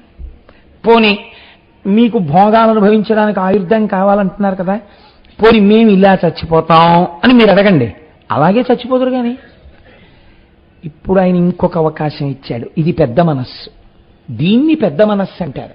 అందుకని బ్రహ్మగారు ఆధ్యక్షం వహించాడు. సాధారణంగా నాకు అందుకే పురాణం చెప్పేటప్పుడు బ్రహ్మ చెప్పాడు అనబుద్ధి. నేను ఎప్పుడు సాధారణంగా నాకు తెలిసి నేను అంత లేఖిగా మాట్లాడినట్టు నాకు జ్ఞాపకంలో లేదు. నేను ఎప్పుడైనా బ్రహ్మగారి గురించి మాట్లాడితే బ్రహ్మగారు అంటుంటాను. కారణం ఏంటంటే నేను ఆ పురాణములు చదివినప్పుడు నా మనస్సులో ఆయన పట్ల పెంచుకున్న గౌరవం అటువంటిది. మహానుభావుడు ఎంతమంది రాక్షసులకు కనపడతారో, ఆయన కనపడినప్పుడల్లా జ్ఞానబోధ చేస్తారు. ఫోన్లే మారుతారేమో అని చెప్తూనే ఉంటారు. వాళ్ళ అజ్ఞానమే వాళ్ళది. ఎన్ని తిరగబడి మాట్లాడతారో ఆయన్ని. అయినా మహానుభావుడు ఎంత దయాళువో. నేను చెప్పాను కదండి, ఉన్న బ్రహ్మమే బ్రహ్మగా, విష్ణువుగా, శివుడిగా కనపడుతుంటుంది. ఒకనాడు దీనిది పెద్దపీట, ఒకనాడు దానిది పెద్దపీట. ఎప్పుడు ఎలా పెద్దపీట వేస్తే బాగుంటుందో అలా పెద్దపీట వేస్తారు అంతే తప్పించి దానికి మనం గుండెలు బాధేసుకోవాల్సిన అవసరం ఏం లేదు. ఇప్పుడు మా ఇంట్లో నాకు పెళ్ళి అవుతోంది అనుకోండి, నాకు పెళ్ళైతే నాకు బుగ్గం చుక్కెడతారు, నాకు పారాణి రాస్తారు, పెళ్లి కొడుకు కదా అని నన్ను కారెక్కిస్తారు కదా, నన్ను కారెక్కిస్తారు. కానీ అదేంటి, వాడి పెద్ద తండ్రిని నేనున్నాను, పిన్న తండ్రిని నేనున్నాను, వీడు కారెక్కడం ఏంటి, వీడు బుగ్గం చుక్కట్టుకోవడం ఏంటి, వీడు పారాణి ఇట్టుకోవడం ఏంటి, వీడు పెళ్లి బట్ట కట్టుకోవడం ఏంటి, నే కట్టుకుంటానంటారేంటి మా పెద్దనాన్నగారు. అలా అనరు. నాకు పెళ్ళి అయిపోయింది, రేపు మా అబ్బాయి పెళ్లి చేస్తాను. మా అబ్బాయి పెళ్లి చేసేటప్పుడు ఏట్రా నిన్న కన్న తండ్రిని, నాకుండదేమిటి ఈ ముచ్చటంతాను, నేను మీ అమ్మ కూడా బొగ్గం చొక్కలెట్టుకుని కారు ఎక్కుతాం, నువ్వు రా వెనకాల నడిచి అంటే మా అబ్బాయి ఏమంటాడు, బుద్ధి ఉందా లేదా నీకు బొగ్గ చొక్క ఏంటంటాడు. ఎప్పుడు ఎవరికి ఏ గౌరవం అప్పుడు వారికి ఆ గౌరవం. కొడుకు పెళ్లి కొడుకుగా ఉంటే అప్పుడు పెళ్లి కొడుకుగా కొడుక్కి గౌరవం, పెళ్లి కొడుకుగా తాతగారు ఉన్నప్పుడు తాతగారికి ఆ వైభవం. మళ్ళీ ఆయన షష్ఠిపూర్తి పీటల మీద కూర్చుంటే ఆ గౌరవం. తాతగారు షష్ఠిపూర్తి చాలా బాగుంది, నీ చేసుకుంటానని మనవాడు అడగకూడదు, అడిగినా చెయ్యి కదండి. ఎప్పటికీ ఎవరికి ఏ గౌరవం ఎలా ఇచ్చి మనం దాని వలన పాఠం నేర్చుకోవాలో అలా నేర్పుతారు. ఒకసారి బ్రహ్మగారికి ఇస్తారు, ఒకసారి విష్ణువుకి ఇస్తారు, ఒకసారి శివుడికి ఇస్తారు. శివుడికి ఇచ్చినప్పుడు వినేసి విష్ణు భక్తులు గుండెలు బాధేసుకుని, విష్ణువుకి ఇచ్చినప్పుడు శివభక్తులు గుండెలు బాధేసుకుని, వీళ్ళిద్దరికీ ఇచ్చినప్పుడు బ్రహ్మభక్తులు గుండెలు బాధేసుకుని, ఇంకా ఎలా వెతికి ఎక్కడ అవకాశం దొరుకుతుంది గుండెలు బాధేసుకుందాం అంటే నీ గుండెలే నొప్పి. తత్వం తెలుసుకుంటే హాయ్, ఉన్న వస్తువే ఇలా గౌరవింపబడుతోందని ఆనందపడుతుంటాం. ఆనందపడ్డం నేర్చుకోవాలి జ్ఞానము చేత. అంతేగాని గుడ్డలు బాదుకోవడానికి పురాణ శ్రవణం వేదాంతం ఎందుకండి? దానికి ఏదో ఒక వంక చూసుకు బాదుకుంటూ ఉండొచ్చు కదా. కాబట్టి ఇప్పుడు వీళ్ళు నిష్కారణంగా గుడ్డలు బాదుకుంటే ఆయన అన్నాడు, బాబోయ్ ఎందుకు అలా బాధేసుకుంటారు, అలా బాధపడిపోకండి, చచ్చిపోతారన్నానే కదా ఇంత ఏడి చేస్తున్నారు మీరు, పోనీ మీరు ఎలా చచ్చిపోతారో చెప్పండి, అలా ఇస్తాను. ఎప్పుడు చచ్చిపోతారు ఇష్టం, స్వచ్ఛంద మరణం భీష్ముడికి ఇచ్చినట్టు ఇచ్చేస్తాను. అంత స్వచ్ఛంద మరణం ఉన్నవాడు మహానుభావుడు గనక తనంత తాను మనవలొచ్చి తాత ఎప్పుడు చచ్చిపోతావు అని అడిగితే ఫలానా విధంగా అయితే చచ్చిపోతాను రా అని చెప్పి చచ్చిపోయాడు ధర్మాన్ని నిలబెట్టడానికి. అది మహాపురుషుడు అనిపించుకున్నాడు. నువ్వే అడుగుపోని ఎలా చచ్చిపోతావో. ఇందులో మీరు బాగా వినండి, నేను ఎందుకు ఇంత నొక్కి చెప్తున్నానో తెలుసా అండి? మరణము తథ్యము అని అంగీకరించగలిగితే చాలా పాపాలు చేయడానికి మనిషి ఇష్టపడ్డాడు. ఎందుకో తెలుసా? దీంతో చేస్తావు ఇది వెళ్ళిపోతుంది, కానీ పట్టుకుని నువ్వు వెళ్ళాలి, తర్వాత జన్మలు నిర్ణయింపబడతాయి. ఎందుకది నాకు అక్కర్లే, నేను జైన్ దీంతో అంటాడు కదండి. అలా అనలేదంటే పెద్ద రాక్షసత్వం అదే, ఇది ఉండిపోతుంది అనుకుంటూ ఉండడం. అక్కడ మొదలవుతోంది రాక్షసత్వం, అంత పాపానికి హేతు అదే. అయితే మీరే అడగండిరా అన్నాడు. అంటే వాళ్ళన్నారు, అయినను నీవు కాదనినా అక్కట ఏమి యొనర్తుము, నీ మానసత్వం ప్రకారమే అమర్చికొనందగు పైడి వెండి ఇన్వౌ నగరంబులన్ మూడు కాదట కూరుపు అవి నెలపై ఆనక మీట తిరుగుచు విహారము చేయుచునుండగావలెన్. ఏం చేస్తాం, మా కర్మ, నీ గురించి తపస్సు చేశాం, నువ్వేదో ఉద్ధరిస్తావు అనుకున్నావు, వచ్చావు, ఏమన్నావు, అది మీలో కోరుకోండిరా అంటున్నావు. అంటే ఏమిటి ఇప్పుడు? ఏదో రోజున మేము చచ్చిపోవాలి కదా, సరే తప్పదు, ఏం చేస్తాం, నువ్వు కాదన్న తర్వాత ఏదో అడగాలి కదా. అంటే ఎవరిని ఉద్ధరిస్తున్నట్టు? బ్రహ్మగారిని ఉద్ధరిస్తున్నారు వీళ్ళు అడిగి. అయినా పాపం ఆయన ఏం అనలేదండి. సరే ఓ పని చేయి, అయినను నీవు కాదని అక్కట బాధపడిపోతున్నారు పాపం. ఏం చేస్తానులే, నువ్వు కాదంటే నీ శక్తి లేదంటే పోనీ అలాగే అడుగుతాం. ఏం చేస్తావు? ఒక బంగారు నగరం ఒకటి నిర్మించు, మయుణ్ణి పిలిచి, ఒక వెండి నగరం ఒకటి నిర్మించు, ఒక ఇనప నగరం నిర్మించు, మా ముగ్గురు అన్నదమ్ములం మూడింటిలో ఎక్కుతాం, ఈ మూడు ఆగకుండా తిరుగుతూ ఉండాలి ఆకాశంలో. మాకు ఎంత శక్తి ఉండాలంటే అందరినీ ఓడించేస్తాం. మేము ఆ నగరాలు తిరుగుతుంటే ఇదో వెర్రండి, వెర్రికి హద్దుండదు అసలు. భోగం అనుభవించడానికి ఒక చోట కూర్చుని అనుభవించచ్చు, పోని అలా తిరుగుతూ అనుభవిస్తేవాడు. అంటే వాడిలా అనుభవించేవాడు ఇంకోడు లేడని ఇంకోడు అనుకోవాలి. కాబట్టి ఎందుకు అలాగా అంటే దానికి ఇలా చేయడం వల్ల ఉపయోగం ఉంటుందా అంటే దానికి ఏం హేతువు లేదు. పౌడర్ రాసుకోవాలనుకున్నారనుకోండి, మీరు చాలా ఇంపోర్టెడ్ పౌడర్ డబ్బా, ఎవరి దగ్గర లేని పౌడర్ మీరు తెచ్చుకున్నారనుకోండి, సంతోషమే, మీ ఇంట్లో కూర్చుని రాసుకున్నారనుకోండి, భోగం అనుభవించారు. మీరు పౌడర్ రాసుకుంటున్నారని ఊరంతా తెలియాలని మీరు వీధి గేట్లోకి వచ్చి కూర్చుని ఏమైనా అర్థం పట్టరా అని ఇలా వేసుకుని ఇలా రాసుకుని ఆ డబ్బా ఇలా ఇలా ఇలా ఇలా అన్ని అపార్ట్మెంట్లకి చూపిస్తే ఏమనుకోవాలి దాన్ని? అప్పుడు ఎవడో మీరు అంత భాగం అనుభవిస్తున్నాడు అనుకోరు, మీ అజ్ఞానం అనుకుంటారు కదండి. హద్దులేని అజ్ఞానం చూడండి. ఇప్పుడు అలా తిరుగుతూ ఉంటారు, అసలు భూమి మీద దిగర్త వాళ్ళు. మేము అలా తిరుగుతూ ఉంటాం, తిరుగుతూనే భాగాలన్నీ అనుభవిస్తాం, తిరుగు కళ్ళు తిరుగుతాయి నాకే. కాబట్టి కనీసం వచ్చేయి అంటే ఎప్పుడు చచ్చిపోతారా మీరని అడిగాడు ఆయన. వాళ్ళు అది చెప్పట్లేదు. ముందు 3 నగరాలు అందులో తిరుగుతాం. సరే ఎలా చచ్చిపోతారు నేను అది అడిగాను కదా మిమ్మల్ని, చెప్తావా? ఉండు, ఎలా చచ్చిపోతాం అనుకుంటున్నావు? ఈ 3 పురాలు ఎప్పుడు ఒక గీతలోకి రాకూడదు, సరళ రేఖలోకి. అవి అలా అలా అలా అలా తిరుగుతూ ఉండాలి. 1000 దివ్య సంవత్సరాలకి ఒక్క క్షణం సేపు మాత్రం ఈ 3 పురాలు ఒకే సరళ రేఖలోకి వచ్చి నిలబడాలి. ఇలా నిలబడినప్పుడు మిట్ట మధ్యాహ్నం వేళ అభిజిత్ ముహూర్తంలో చంద్రుడు పుష్యమీ నక్షత్రంలో ఉండగా పుష్కళావర్తక మేఘాలలోంచి వర్షం కురుస్తుంటే ఇత పూర్వం ప్రపంచంలో ఎక్కడా లేనటువంటి ఒక కొత్త రథమెక్కి ఇత పూర్వం లోకంలో ఎవరూ ఇంతకుముందు పట్టుకోనటువంటి ఒక అపూర్వమైనటువంటి ధనస్సు పట్టుకుని ఒకే బాణంతో ఒకేసారి విడిచిపెట్టి దేవతా సార్వభౌముడైన వాడు ఆ 3 పురాలు ఒక్క క్షణం ఇలా సరళరేఖలో ఉండగా కొట్టేస్తే మేము చచ్చిపోతాం. ఆ క్షణంలో ఒక్క బాణంతో అటువంటి రథం మీద అటువంటి వాడు కొట్టకపోతే మళ్ళీ మేము బతికేస్తాం. ఇంత కాసేపట్లో ఎంత ఆలోచించారా అనుకుని మహానుభావుడు తథాస్తు. ఇప్పుడు ఇవ్వనంటే ఇంకేమైనా ఉందండి? జగత్ప్రళయమే. ఎంత పేచియో వద్దురా, నీకొచ్చింది ఇంతోటి సీటు, డొనేషన్ కడితే వచ్చిన సీట్రా, నీకెందుకురా హీరో హోండా ప్యాషన్ ప్లస్ 50,000 రా, వద్దురా అంటే అది లేకపోతే నాకు నాన్నగారు మ్యాథమెటిక్స్ ఆన్సర్లు రావట్లేదంటాడు అంతే కొడుకు. ఎంత నాకు ఇండిగ్నిఫైడ్ అండి.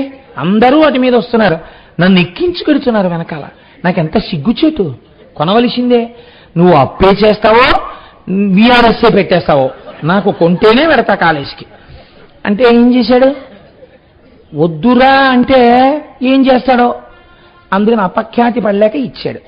3వ రోజు ఫోను, మీ అబ్బాయి ఫలానా హాస్పిటల్లో ఇంటెన్సివ్ కేర్ యూనిట్లో ఉన్నాడు, లెక్క పెట్టగలిగినన్ని ఎముకలు కాకుండా ఒకటి ఎక్కువ విరిగిపోయిందని. మళ్ళీ పాపం 2 ఏళ్ళు ఈయన వైద్యం చేయించాడు. కర్మ. ఇలాగే ఉంటాయి రాక్షసుల వరాలు. తండ్రి ఎలా లొంగుతాడో చతుర్ముఖ బ్రహ్మగారు అలాగే లొంగుతారు. సరే తథాస్తు, అలాగే చేయండి. కానీ నాన్న ఇది కొంచెం అపూర్వమైన వరం. మీ అంత తెలివైన వాడిని ఇంతకు ముందు నేను చూడలేదు. చాలా మంది అడిగారు నన్ను, ఇలా ఎవరు అడగలేదు, మీరే అడిగారు. నేను ఇచ్చాను, కానీ కొంచెం జాగ్రత్తగా వాడుకోండి అంటాడంతే. పాపం హ్యాండిల్ విత్ కేర్ అంటుంటాడు ఆయన, ఎవడు దాన్ని పట్టించుకోడు. కాబట్టి ఇప్పుడు ఏమైంది అంతే. వాళ్ళు వెంటనే ఎక్కడికి వెళ్ళిపోతారండి? అమరావతి మీదకి వెళ్ళిపోతారు. వెంటనే భోగస్థానాలు కావాలి వాళ్ళకి. కాబట్టి వెళ్ళి ఆ భోగస్థానాల దగ్గరికి వెళ్ళి దేవతలందరినీ ఓడించేసి అక్కడితో ఊరుకోరు. వచ్చినటువంటి పెద్ద ఇబ్బంది ఏమిటంటే శరీర బలమునందు తాదాత్మ్యత అంటే అర్థం ఏమిటో తెలుసా అండి? శరీరము యొక్క బలము చేత అవతలవాడు బలహీనుడు అని నిరూపింపబడితే నాకు బలం ఉన్నది అన్న ఆనందం నిలబడుతుంది కదండి. దేహబలం ఉన్నది అన్నది ఎప్పుడు బాగా సంతోషం. దేహబలం ఉన్నది అన్న సంతోషం అవతలవాడు బలహీనుడు అని నిరూపింపబడుతుంటే. కాబట్టి ఇప్పుడు ఏం చేయాలి? వెళ్ళి కొడుతుండాలి అనవసరంగా అందరినీ. వాడు ఏం చేయాలి? ఎంత కొడుతున్నా బాబా మిమ్మల్ని మీ జోలికి మేమేం రాగలమండి అని ఏడుస్తూ వెళ్ళిపోతూ ఉండాలి. ఈ వెర్రి రాను ఎక్కువైపోతుంది. ఎందుకని? మమ్మల్ని ఎవడేం చేస్తాడు, మాకు చావు ఎక్కడుంది? కాబట్టి ఇప్పుడు వాడికి భయం లేదు, మృత్యుభయం లేదు వాడికి. మృత్యుభయం జ్ఞానికే ఉండదు, అజ్ఞాని వరం చేత పొందాడు. కానీ ఇది వీడి పాపం పెంచడానికి పనికొస్తుంది. అది దేహబాధలు కూడా మరిచిపోయి సాక్షిగా ఉండడానికి పనికొస్తుంది. ఎంత తేడా వచ్చేస్తుందో చూడండి. కాబట్టి ఇప్పుడు ఏం చేయాలి? తన బలం నిరూపించుకోవడానికి అందరినీ వెళ్ళి కొడుతుండాలి. వీళ్ళ దృష్టిలో బాగా బలమైన వాళ్ళు ఎవరు అంటే వర్షము కురిపించగలిగిన వాడు, ఆయనకు అధికారం ఉంది. కాబట్టి ఇప్పుడు ఏం చేయాలి? ఆయన కొట్టి తీసుకొచ్చి కూర్చోబెట్టి నేను చెప్పినప్పుడు కురిపించే వర్షం అనాలి. అంటే ఇప్పుడు ఆయన మంచి వేసం కాలంలో పిలిచే వాన కురిపించవాయ్ అంటాడు, అంటే కురిపించాలంతే. అంటే ఇప్పుడు ఏంటి? బలం ఉన్న వాళ్ళందరూ తన కింకరులు అయ్యారు. అంటే ప్రకృతిని శాసిస్తూ ఉంటాడు. కాబట్టి ఇప్పుడు ఈ రాక్షసులందరూ ఏం చేస్తారు? సూర్యుడిని పిలిచి నేను బయటికి వెళ్తున్నాను, నువ్వు అలా మందరంగా ఉండు, తప్ప వేడొచ్చిందో నీ పని చెప్తానంటాడు. వీళ్ళకి చావు లేదు కాబట్టి ఆయన కూడా చల్లబడిపోవాలి. చంద్రుణ్ణి పగటిపూట వచ్చి ప్రకాశించమంటాడు, సూర్యుడిని అస్తమించమంటాడు. చెయ్యాలంతే, తప్పదు. ఇవన్నీ ఏమవుతాయంటే లోకము యొక్క ప్రకృతికి విరుద్ధంగా ప్రారంభం అవుతుంది.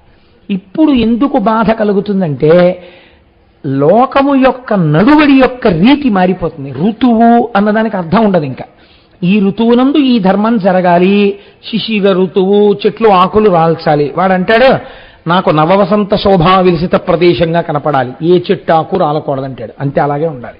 ఇప్పుడు సృష్టికి విరుద్ధమే కాదా అది? ఒక్కొక్కడిది ఒక్కొక్క చిత్రమైన కోరికలాగా. ఇప్పుడు వీళ్ళు దేవతలు దేనికి బాధపడతారు, ఎందుకు అడుగుతారంటే రాక్షస సంహారం చేయమని తాము చెయ్యవలసినటువంటి పనిని చెయ్యవలసిన సమయంలో చేసి లోకమును రక్షించగలిగిన శక్తి నిరుపయోగమవుతున్నది. వాడి భయానికి దుర్వినియోగం చేయవలసి వస్తోంది. చెయ్యవలసిన పనిని మాని చెయ్యకూడని పని చెయ్యవలసి వస్తోంది. ఇందుకు బాధపడి అడుగుతారు వాళ్ళు, అయా ఈ రాక్షస సంహారం చేయకపోతే మా ఈ అధికారములు పనికిరానివి అవుతున్నాయి, కాబట్టి ఆయన్ని తీస్తే మేము సక్రమంగా పనిచేయగలం అని అడుగుతారు. కాబట్టి ఇప్పుడు దేవతలు ఎవరిని అడగాలి? మళ్ళీ వెళ్ళి చతుర్ముఖ బ్రహ్మగారిని అడగాలి వాళ్ళు కూడా. ఎందుకని? ఆయనే ఇస్తారు వరాలు. కాబట్టి మళ్ళీ ఆయనకే తెలుసు ఏం జరుగుతుందో కూడా. అందుకని మళ్ళీ ఆయన దగ్గరికే వెళతారు. అందరూ కలిసి చతుర్ముఖ బ్రహ్మగారి దగ్గరికి వెళ్ళారు. వెళ్ళి, మహానుభావ మీరు వరం ఇచ్చేశారు, వాళ్ళు చాలా ఉద్ధతితో ఉన్నారు, లోకములను బాధ పెట్టేస్తున్నారు, ఎలా దీంట్లోంచి బయటపడడం, మమ్మల్ని అనుగ్రహించండి అని అడిగారు. అడిగితే ఆయన అన్నారు, వరము వారలకిడితి దెప్పరముగాగా వరబలంబు ఆత్మీయ బలము శంభు పూజన ఫలంబు ఏకమై పొంకమొప్ప అరిది వారల గెలువంగ నగునే మనకు. ఉన్నదున్నట్లు మాట్లాడుతుంటారు బ్రహ్మగారు. ఆయన ఒక కొత్త విషయాన్ని చెప్తున్నారు. ఊరే వాళ్ళ దగ్గర 3 బలాలు ఉన్నాయిరా ఇప్పుడు అన్నారు. 1వ బలం నేనిచ్చినటువంటి వరబలం, 2వ బలం సహజంగా వాళ్ళ శరీరాలకున్న బలం, 3వ బలం వాళ్ళు విపరీతమైనటువంటి శివ పూజ చేస్తున్నారు. దాని చేత శివభక్తులై ఉన్నారు కాబట్టి శివుడి చేత రక్షింపబడుతున్నారు. కాబట్టి ఇప్పుడు 3 బలములు వారి యందు కలిసి ఉన్నాయి. ఉన్నప్పుడు మీరు నేను కలిసి వాళ్ళ మీదకి వెడితే వాళ్ళ చేతుల్లో మనం ఓడిపోతాం తప్ప వాళ్ళని మనం ఏం చెయ్యలేం. కాబట్టి ఇప్పుడు దీనికి పరిష్కారం ఎక్కడుంది? ఇంత శివభక్తులుగా వారు ఉన్నారు కనుక శివుడు అడ్డం వస్తే మీరు నేను ఏమీ చేయలేం. కాబట్టి దీనికి సమాధానం ఎక్కడి నుంచి రావాలి? శివుడి దగ్గర నుంచి రావాలి. కాబట్టి మనం శివుడి దగ్గరికి ఎడదాం పదండి. దేవతలే ధర్మం తప్పిపోయి ధర్మలోపం ఏర్పడితే తప్ప వాళ్ళు చంపరండి. అది ధర్మలోపం ఏర్పడకుండా గ్రహించుకోవడం మీ వంతు. కాబట్టి అలా కుదరదు. మనం శివుడి దగ్గరికి ఎడదాం పదండి అన్నారు. అందరూ కలిసి పరమశివుడి దగ్గరికి వెళ్ళారు. కైలాసం చేరారు. శంభో శంకర అని పిలిచారు. ఆర్తరక్షణ కళా సంరంభునిన్ శంభునిన్ కదా. అలా పిలిచేటప్పటికి ఆయన పరిగెత్తుకొస్తాడు. ఏమైంది, ఎందుకు వచ్చారు మీ అందరూ, ఏం జరిగింది అన్నాడు. ఆయనకి తెలియక కాదు, ఒక మర్యాద అడుగుతూ ఉంటారు. ఎదురుగుండా కనపడిన వ్యక్తిని అయ్యా బాగున్నారా అంటాం. బాగున్నారా అంటే మీరు పడిపోయారా అని దాని అర్థం. అది ఒక మర్యాదతో కూడినటువంటి వాక్కు తప్ప అలాంటి వాటి యందు దోషాలు పట్టడం అది అజ్ఞానం తప్ప అది హాస్యం కూడా అవదు. అది ఒక రకమైనటువంటి పెడసరి హాస్యం అవుతుంది అంతే. కాబట్టి ఏమైందంటే శంకరుడి దగ్గరికి వెళ్ళి దేవతలందరూ అడిగితే ఆయన అన్నాడు, కృణ్యల పువ్వు దాల్చుదొరా కోవిదులారా ఇటుల్ కలంకగా జన్నే వగంతొరంగుడు నిశాచర వీరులు భక్తులు ఎట్లు వారిని నశింపచేతునిక శ్రీపతి యొద్దకు పోయి చెప్పుడా మిన్న ఏదేని మాయగొని మీ పరితాపము బాపు రూఢిగా. నిజమేనా? మీరందరూ చెప్పారు, మీ కష్టం నాకు అర్థమైంది. వాడు మిమ్మల్ని చాలా హింస పెడుతున్నారు. ఆ 3 వాళ్ళని చంపవలసిందే. కానీ మీరు ఒక్కటి ఆలోచించండి, వాళ్ళు తెల్లవారి లేచిన దగ్గర నుంచి రాత్రి వరకు నా నామస్మరణ చేస్తుంటారు, నన్ను కొలుస్తూ ఉంటారు, నా పూజ చేస్తూ ఉంటారు. నా పూజ చేసి నన్ను నమ్మి ఉండడమే కదా భక్తి అంటే. ఖచ్చితంగా దుర్వినియోగం అయిపోతుంది ఆ భక్తి. కానీ వాడు పరమభక్తుడై ఉండగా వాణ్ణి వెళ్ళి చంపడం అన్నది మాత్రం నాకు విరుద్ధమైన విషయం. నేను చంపను. ఆయనే ఎందుకు చంపాలండి? వాళ్ళు మాట అడిగారు, దేవతా సార్వభౌముడు చంపాలి మమ్మల్ని అన్నారు. దేవతా సార్వభౌముడు పరమేశ్వరుడు. కాబట్టి ఇప్పుడు పరమశివుడు వెళ్ళాలి, ఇంకొకరెడితే చావడం. కాబట్టి నేను వెళ్ళను. అయితే మీకు చిన్న మార్గం చెప్తాను. ఎవడు చాలా భక్తి తత్పరులై వాళ్ళు తన యందుంటే వాళ్ళు తన పట్ల భక్తి లేకుండా పాడైపోయే మార్గం ఈ రూపంతో నేనే చెప్పకూడదు, నేనే ఇంకో రూపంతో కూడా ఉంటాను. ఆ రూపాన్ని అడగండి, అది చెప్తుంది అమ్మా ఏమిటో. అదే విష్ణు రూపం కదండి. ఆ ఈశ్వరుడేగా మరి బ్రహ్మగారైనా విష్ణువైనా శివుడైనా. కాబట్టి ఇప్పుడు ఆయన అన్నాడు, నాకు భక్తులుగా ఉండగా చంపలేను అంటే ఏమిటి దాని అర్థం? నాకు భక్తులు కాకుండా పోతే చంపేస్తాను. అలా ఎలా అయిపోతారో నేను చెప్పకూడదు, బాగుండదు. వాళ్ళు నన్ను భక్తితో కొలుస్తుంటే వాళ్ళకి నా భక్తి ఎలా పోతుందో ఎలా చెప్తాను? విష్ణుమూర్తిని అడగండి, ఆయన చెప్తాడు. ఈ చెప్పడంలో వెటకారం ఉందని మీరు అనుకుంటున్నారా? లోకములను రక్షించేటటువంటి హేతు ఉంది, కానీ తన భక్తులయ్యుండగా ఈ స్వరూపంతో చెప్పకూడదు. శివుడిగా విష్ణు రూపంతో చెప్పచ్చు, అదే బ్రహ్మం. వాడి దృష్టిలో విష్ణువు వేరు, శివుడు వేరు. కాబట్టి వాడు అలా అన్నాడు. వాడు నేను శంకర భక్తుడినే కానీ విష్ణు భక్తుడిని కానన్నాడు. కాబట్టి అట్నుంచి రావచ్చు ఈ మాట. కాబట్టి ఆయన్ని చెప్పమనండి, ఆయన ఏదో ఒక మాయ చేస్తాడు, చేసి మిమ్మల్ని రక్షిస్తాడు. మీరు చూడండి, మనం ఓ మాట అంటూ ఉంటాం, ఏమండి అనుకోకుండా ఎలాగో అక్కడ దాకా వెళ్తున్నాను, అనుకోలేదండి తిరుపతి ఏమో నన్ను 2 రోజులు ఆఫీస్లో ఏదో పని మీద పంపిస్తున్నారు, ఎలాగో తిరుపతి వెళ్తున్నాను కదా, ఒక్కసారి కొండ మీదకి వెళ్ళి దర్శనం చేసుకుందాం అనుకుంటున్నాను, ఏమీ టికెట్లు లేవు, రేపే బయలుదేరిపోతున్నాను, తిరుపతిలో మీకు తెలిసినవారు ఎవరైనా ఉంటే కొంచెం ఏమైనా దర్శనానికి ఏర్పాటు చేసి పెడతారు ఏంటండి అన్నారు అనుకోండి, మీకేం పర్వాలేదు ఉండండి అని చెప్పి ఏదో సెల్ నెంబర్కి ఫోన్ చేసి ఎవరితోనో మాట్లాడతారు, రమ్మనండి నేను చూసుకుంటాను, వచ్చి బలానా చోట కలవమనండి అన్నారు అనుకోండి. ఈయన ఏమంటాడు, ఓ మాట అంటాడు, మీకేం పర్వాలేదండి, ఇగో నీ నెంబర్ ఇస్తున్నాను కదా, మీరు కొండ మీదకి వెళ్ళి ఫోన్ చేసి ఆయన్ని కలవండి, ఆయన చూసుకుంటాడంత, ఆయన ఏదో ఒకటి చేస్తాడులేండి అంటారు. ఏదో ఒకటి చేస్తాడులేండి అంటారు. ఏదో ఒకటి చేస్తాడులేండి అంటే ఏదైనా చేసి దర్శనం చేయిస్తాడు కదా. ఏం చేశారన్నది మీకు అనవసరం, మీరు దర్శనానికి వెళ్ళాలంతే, మీ ప్రయోజనం నెరవేరుతుంది.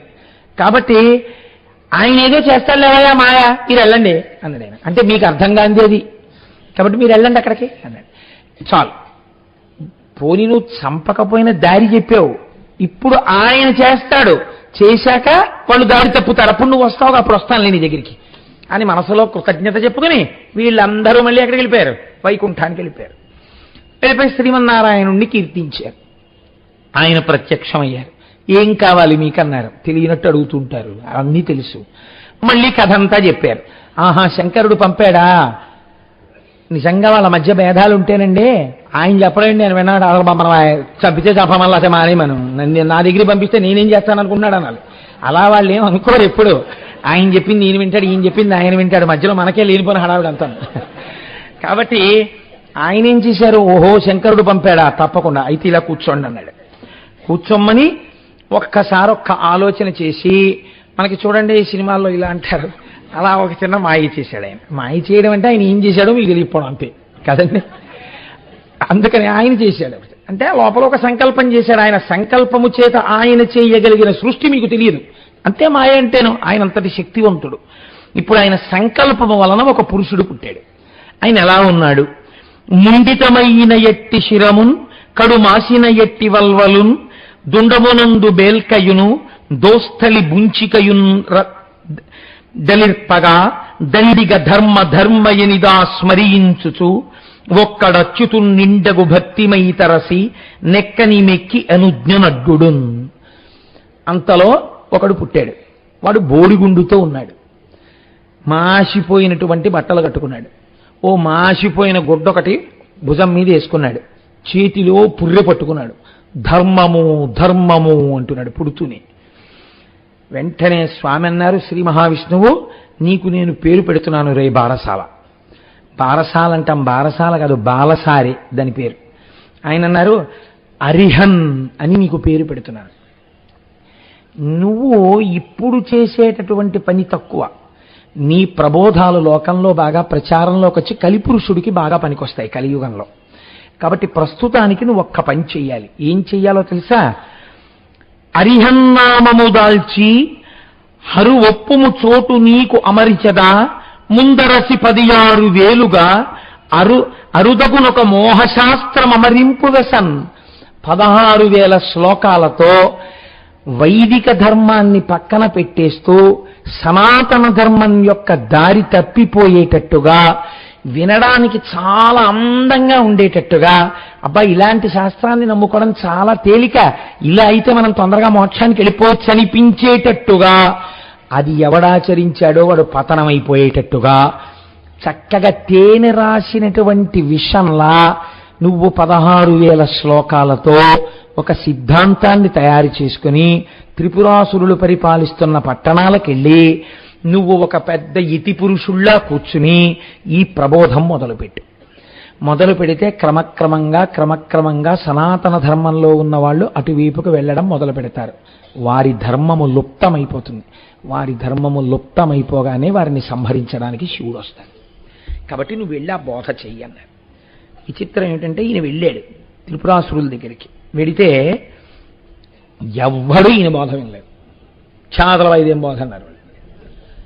ఆయన తిరిగి వచ్చేసాడు. ఎవరు వింటలేదండి అక్కడ ఈ బోధ, చెప్దామని ఎవరినైనా పిలిచి మొదలెట్టి మొదటి శ్లోకం చెప్పగానే నోరు మోయి ఏమిటి బోధ, సనాతన ధర్మం గొప్పదని వెళ్ళిపోతున్నారు, నన్ను ఏం చేయమంటారని అడిగాడు. మళ్ళీ ఒక్కసారి శ్రీమన్నారాయణుడు ఆలోచించి ఇది గొప్పది అని ఓ పెద్ద ఆయన సర్టిఫికెట్ ఇస్తే మిగిలిన వాళ్ళు నమ్మేస్తారు. కాబట్టి ఇప్పుడు ముందు లోకాలు నిలబడాలి ఈ త్రిపురాసురుల నుంచి. కాబట్టి లోకరక్షణార్థము నారదాను ఈ పని చెయ్యవలసిందే. ఒక్కొక్కసారి ధర్మము ఎంత గమ్మత్తుగా ఉంటుందో తెలుసా అండి. మీరు ఒక చిన్న అధర్మాన్ని చేసి ఒక పెద్ద ధర్మాన్ని ఆవిష్కరించారనుకోండి, అప్పుడు ఈ చిన్న అధర్మము లెక్కలోకి రాదు. పెద్దగా చేసినటువంటి ధర్మము ఏది ఉందో అది ఆవిష్కరించడానికి మీరు ఇది చేశారు కాబట్టి ఇది పక్కకి వెళ్ళిపోతుంది. ఇదే చెప్పాడు ఆయన నారదుడితో, ఇదే చెప్పాడు ఆయన ఆ వచ్చినటువంటి అరిహన్మునితోటి. మీకు దీని వలన లోటు రాదు. ఎందుకని? దీని కారణం ఏంటి? అవతల త్రిపురాసుర సంహారం జరగాలి. అందుకని నేను మిమ్మల్ని బోధ చేయమంటున్నాను. కాబట్టి నారద నువ్వు బయలుదేరి వెళ్ళి త్రిపురాసురుల దర్శనానికి వెళ్ళు. వెంటనే త్రిపురాసురులు ఏం చేస్తారు? లేచి నిలబడి నీకు నమస్కారం చేస్తారు. వాళ్ళకి చెప్పవలసిన మాటలేవో నువ్వు చెప్పి మార్గాన్ని సుగమం చెయ్యి అన్నారు. ఇప్పుడు అరిహన్ముని త్రిపురాసురులలో ఒకటి దగ్గరికి చేరాడు. ఎందుకైనా మంచిది పెద్దవాడి దగ్గరికి వెళ్తే మిగిలిన వాళ్ళు మాట వింటారు కదా అని చెప్పి తారకాక్షుడి దగ్గరికి వెళ్ళాడు. వెళితే ఆయన లేచాడు, నమస్కారం చేశాడు, కూర్చోబెట్టాడు. ఏమిటి మహర్షి ఇలా వచ్చారన్నాడు. అయ్యయ్యో ఏమిటో నీకు తెలీదా, నీ రాజ్యానికి ఒక మహాపురుషుడు వచ్చాడయా, ఎంత గొప్ప సిద్ధాంతం చెప్తున్నాడో, ఎటువంటి దీక్షలు ఇస్తున్నాడో నీకు తెలీదా? ఇప్పుడే నేను ఆ దీక్ష తీసుకొచ్చాను. ఎంత గొప్పవాడయా మహానుభావుడు కారణజన్ముడు అని. అలాగా, ఎక్కడున్నాడండి అని. అదిగో బలానా చోట కూర్చున్నాడు. అయితే ఆయన్ని పిలిపించండి అంతఃపురానికని పిలిపించారు. పిలిపించి ఆ అరిహన్ముని ప్రబోధం చెయ్యమని అడిగాడు. ఏమిటండి మీరు చెప్పేది చెప్పండి అని అడిగాడు. నారదుడు చెప్పాడు కదండి, ఇప్పుడు దానికి ఒక సర్టిఫికెట్ మోరు పడిపోయింది. అందుకని వింటున్నాడు త్రిపురులు. మీరు బాగా జ్ఞాపకం పెట్టుకోండి, త్రిపురాసుర సంహారమునందు పతనమునకు కారణమేది. నేను మీరు క్షమిస్తే మీకు ఒక్క మాట చెప్తా. ఎవరు పడితే వాళ్ళు తెలిసి తెలియక రాసిన పుస్తకాన్ని తెచ్చి మీరు ఇంట్లో పెట్టుకుంటే కొన్ని తరాలు దెబ్బతింటాయి. ఎందుకో తెలుసా అండి? హద్దులేని అజ్ఞానం శాశ్వత రూపాన్ని పొందుతుంది ప్రింట్లో. వేళంబరానికి పుస్తకాలు రాస్తారు. నేను అలా అన్నానని నన్ను క్షమించండి. నేను కొన్ని పుస్తకాలు చదివి నాకు ఎంత కోపం వచ్చిందంటే, మా ఆఫీసులో కొంతమందిని తీసుకొచ్చి ఇవి నిజమా అని అడిగాను. రామాయణం మీద ఒక ఆవిడ ఒక పుస్తకం రాసింది. మీ అందరూ అనుకుంటున్నట్టుగా ఏదో విషంతోటో వృక్షంతోటో చెప్పిన ఆవిడ గురించి నేను మాట్లాడటం లేదు. ఈ మధ్యనే పబ్లిష్ అయింది ఆ బుక్. ఆ పుస్తకాన్ని నేను చదువుతున్నప్పుడు రామాయణంలో సీతా కళ్యాణం దగ్గర నుంచి రామచంద్రమూర్తి జననం దగ్గర నుంచి ఎన్ని అవాకులు చవాకులు రాశారో చెప్పలేను. రాసి ఆ సభాముఖంగా చెప్పడం కూడా నాకు ఇష్టం లేదు. ఎందుకు అజ్ఞానమని తెలిసి ప్రమాదం అని తెలిసి నేను ఆ బీజాలు చల్లడం. నేను నిజంగా నాకు ఒక ఆయన పెద్ద పేరు కూడా రాసి బహూకరించాడు ఈ పుస్తకం చదవండి అని. నేను అది చూసి చదవడం మొదలుపెట్టాను. ఒక 50 పేజీలు చదివేటప్పటికి కట్టలు తెంచుకుంది నాకు కోపం. ఆఫీసులో నాతో బాగా సన్నిహితంగా ఉండేటటువంటి వాళ్ళు కొంతమంది ఉన్నారు. వాళ్ళని పిలిచి నేను అండర్లైన్ చేసి ఈ పుస్తకం చదవండి అని అడిగాను. వాళ్ళు తెల్లబోయారు. ఎందుకంటే ఆ రోజుల్లో ఇక్కడ రామాయణ ప్రవచనాలు అయ్యాయి. ఏమంటే ఇంత దారుణంగా ఉంది ఏమిటంటే ఈ పుస్తకం అని అడిగారు.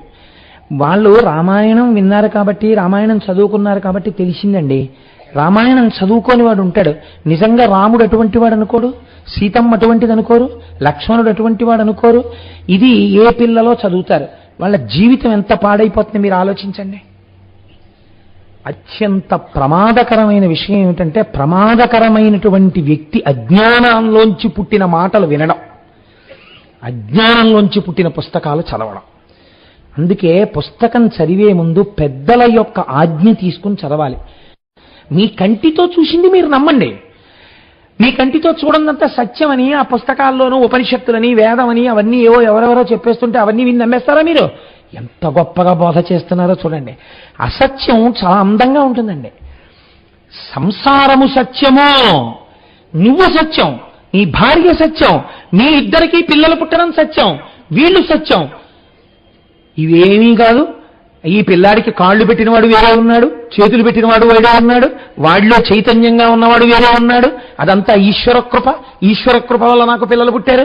ఏంటి అర్థం లేని మాటలు? ప్రత్యక్షంగా తెలుస్తోందా నీకు నీ భార్యకి కలిపి పిల్లలు పుట్టారని? ఈశ్వరానుగ్రహం ఎవడా ఈశ్వరుడు? ఇలాంటి తెలివి తక్కువ మాటలు మానేయండి. ఈశ్వరుడు గురించి ఉపకారాలు, పూజలు, కంటికి కనపడని వాడికి పూజలు చేయడం, కంటికి కనపడని వాడికి యజ్ఞాలు చేయడం, కంటికి కనపడని వాడికి యాగాలు చేయడం, నేతులు తీసుకొచ్చి కుమ్మరించేయడం, పాలు తీసుకొచ్చి పోచేస్తుండడం, ఇలాంటి పనులు చేయకండి. ఏం చేయాలో తెలుసా? బ్రహ్మనదో అంత ఇంతే. అసలు నీకు ఇంకో విషయం చెప్పనా? చతుర్ముఖ బ్రహ్మగారు కూడా మీలాగే పుట్టారయా. ఆయన అంతే, మీలా పుట్టాడు, ఓ రోజులో వెళ్ళిపోతాడు. ఆయన మీకు వరాలు ఇవ్వడమేటే వెర్రేళ్ళు కానీ. ఆయనకి ఏదో కొద్దిగా కొంత శక్తి ఉంది, ఇప్పుడు మీకు కొంత శక్తి ఉంది, మీకన్నా కొంచెం తక్కువ శక్తి ఇంకోడికి ఉంది. మీకు రోగాలు లేవు, ఓడికి రోగాలు ఉన్నాయి. ఒకడికి ఆకలి ఉంది, నీకు ఆకలి లేదు. నీకు కడుపు నిండా తినడానికి ఉంది, వాడికి కడుపు నిండా తినడానికి లేదు. పుణ్యం అంటే ఏమిటో తెలుసా? ఇలా ఎక్కడైనా ఎత్తులు పల్లాలు ఉంటే కొంచెం దిద్దుతుండడం అంతే. నీకు అనిపిస్తే చెయ్యి పుణ్యం, అది కూడా అంతే. అంతే పుణ్యం అంటే. భీరునక భయం బాకట. ఎవడైనా భయంతో ఉన్నాడు అనుకో, నీకు ఇష్టం అయితే ఒరే నేను రక్షిస్తాను అంతే. అంతేగాని యజ్ఞం ఏమిటిరే, ఎందుకు ఆ పుణ్యం? ఎవడు చెప్పాడు నీకు చేయమని అన్నాడు? ఇది కదా కనపడుతోంది నీకు కళ్ళకి. వాడు భయంగా ఉన్నాడు కనపడుతోంది, వాడి భయం బాపు, అది సత్యం, అది అంగీకరిస్తాను. ఇవన్నీ నిజాలనుకున్నారు మహాప్రభు. హరిహర చెప్తున్నాడు, ఇవన్నీ కోటేశ్వరారు చెప్తున్నారు, పురాణంలో నుండి ఎలా ఉండమన్నారని చెప్పారు. రేపు నేను చెప్పట్లేదు, హరిహన్ని ఇలా చెప్పి పాడు చేస్తున్నాడు, గుర్తుపెట్టుకోండి బాగా.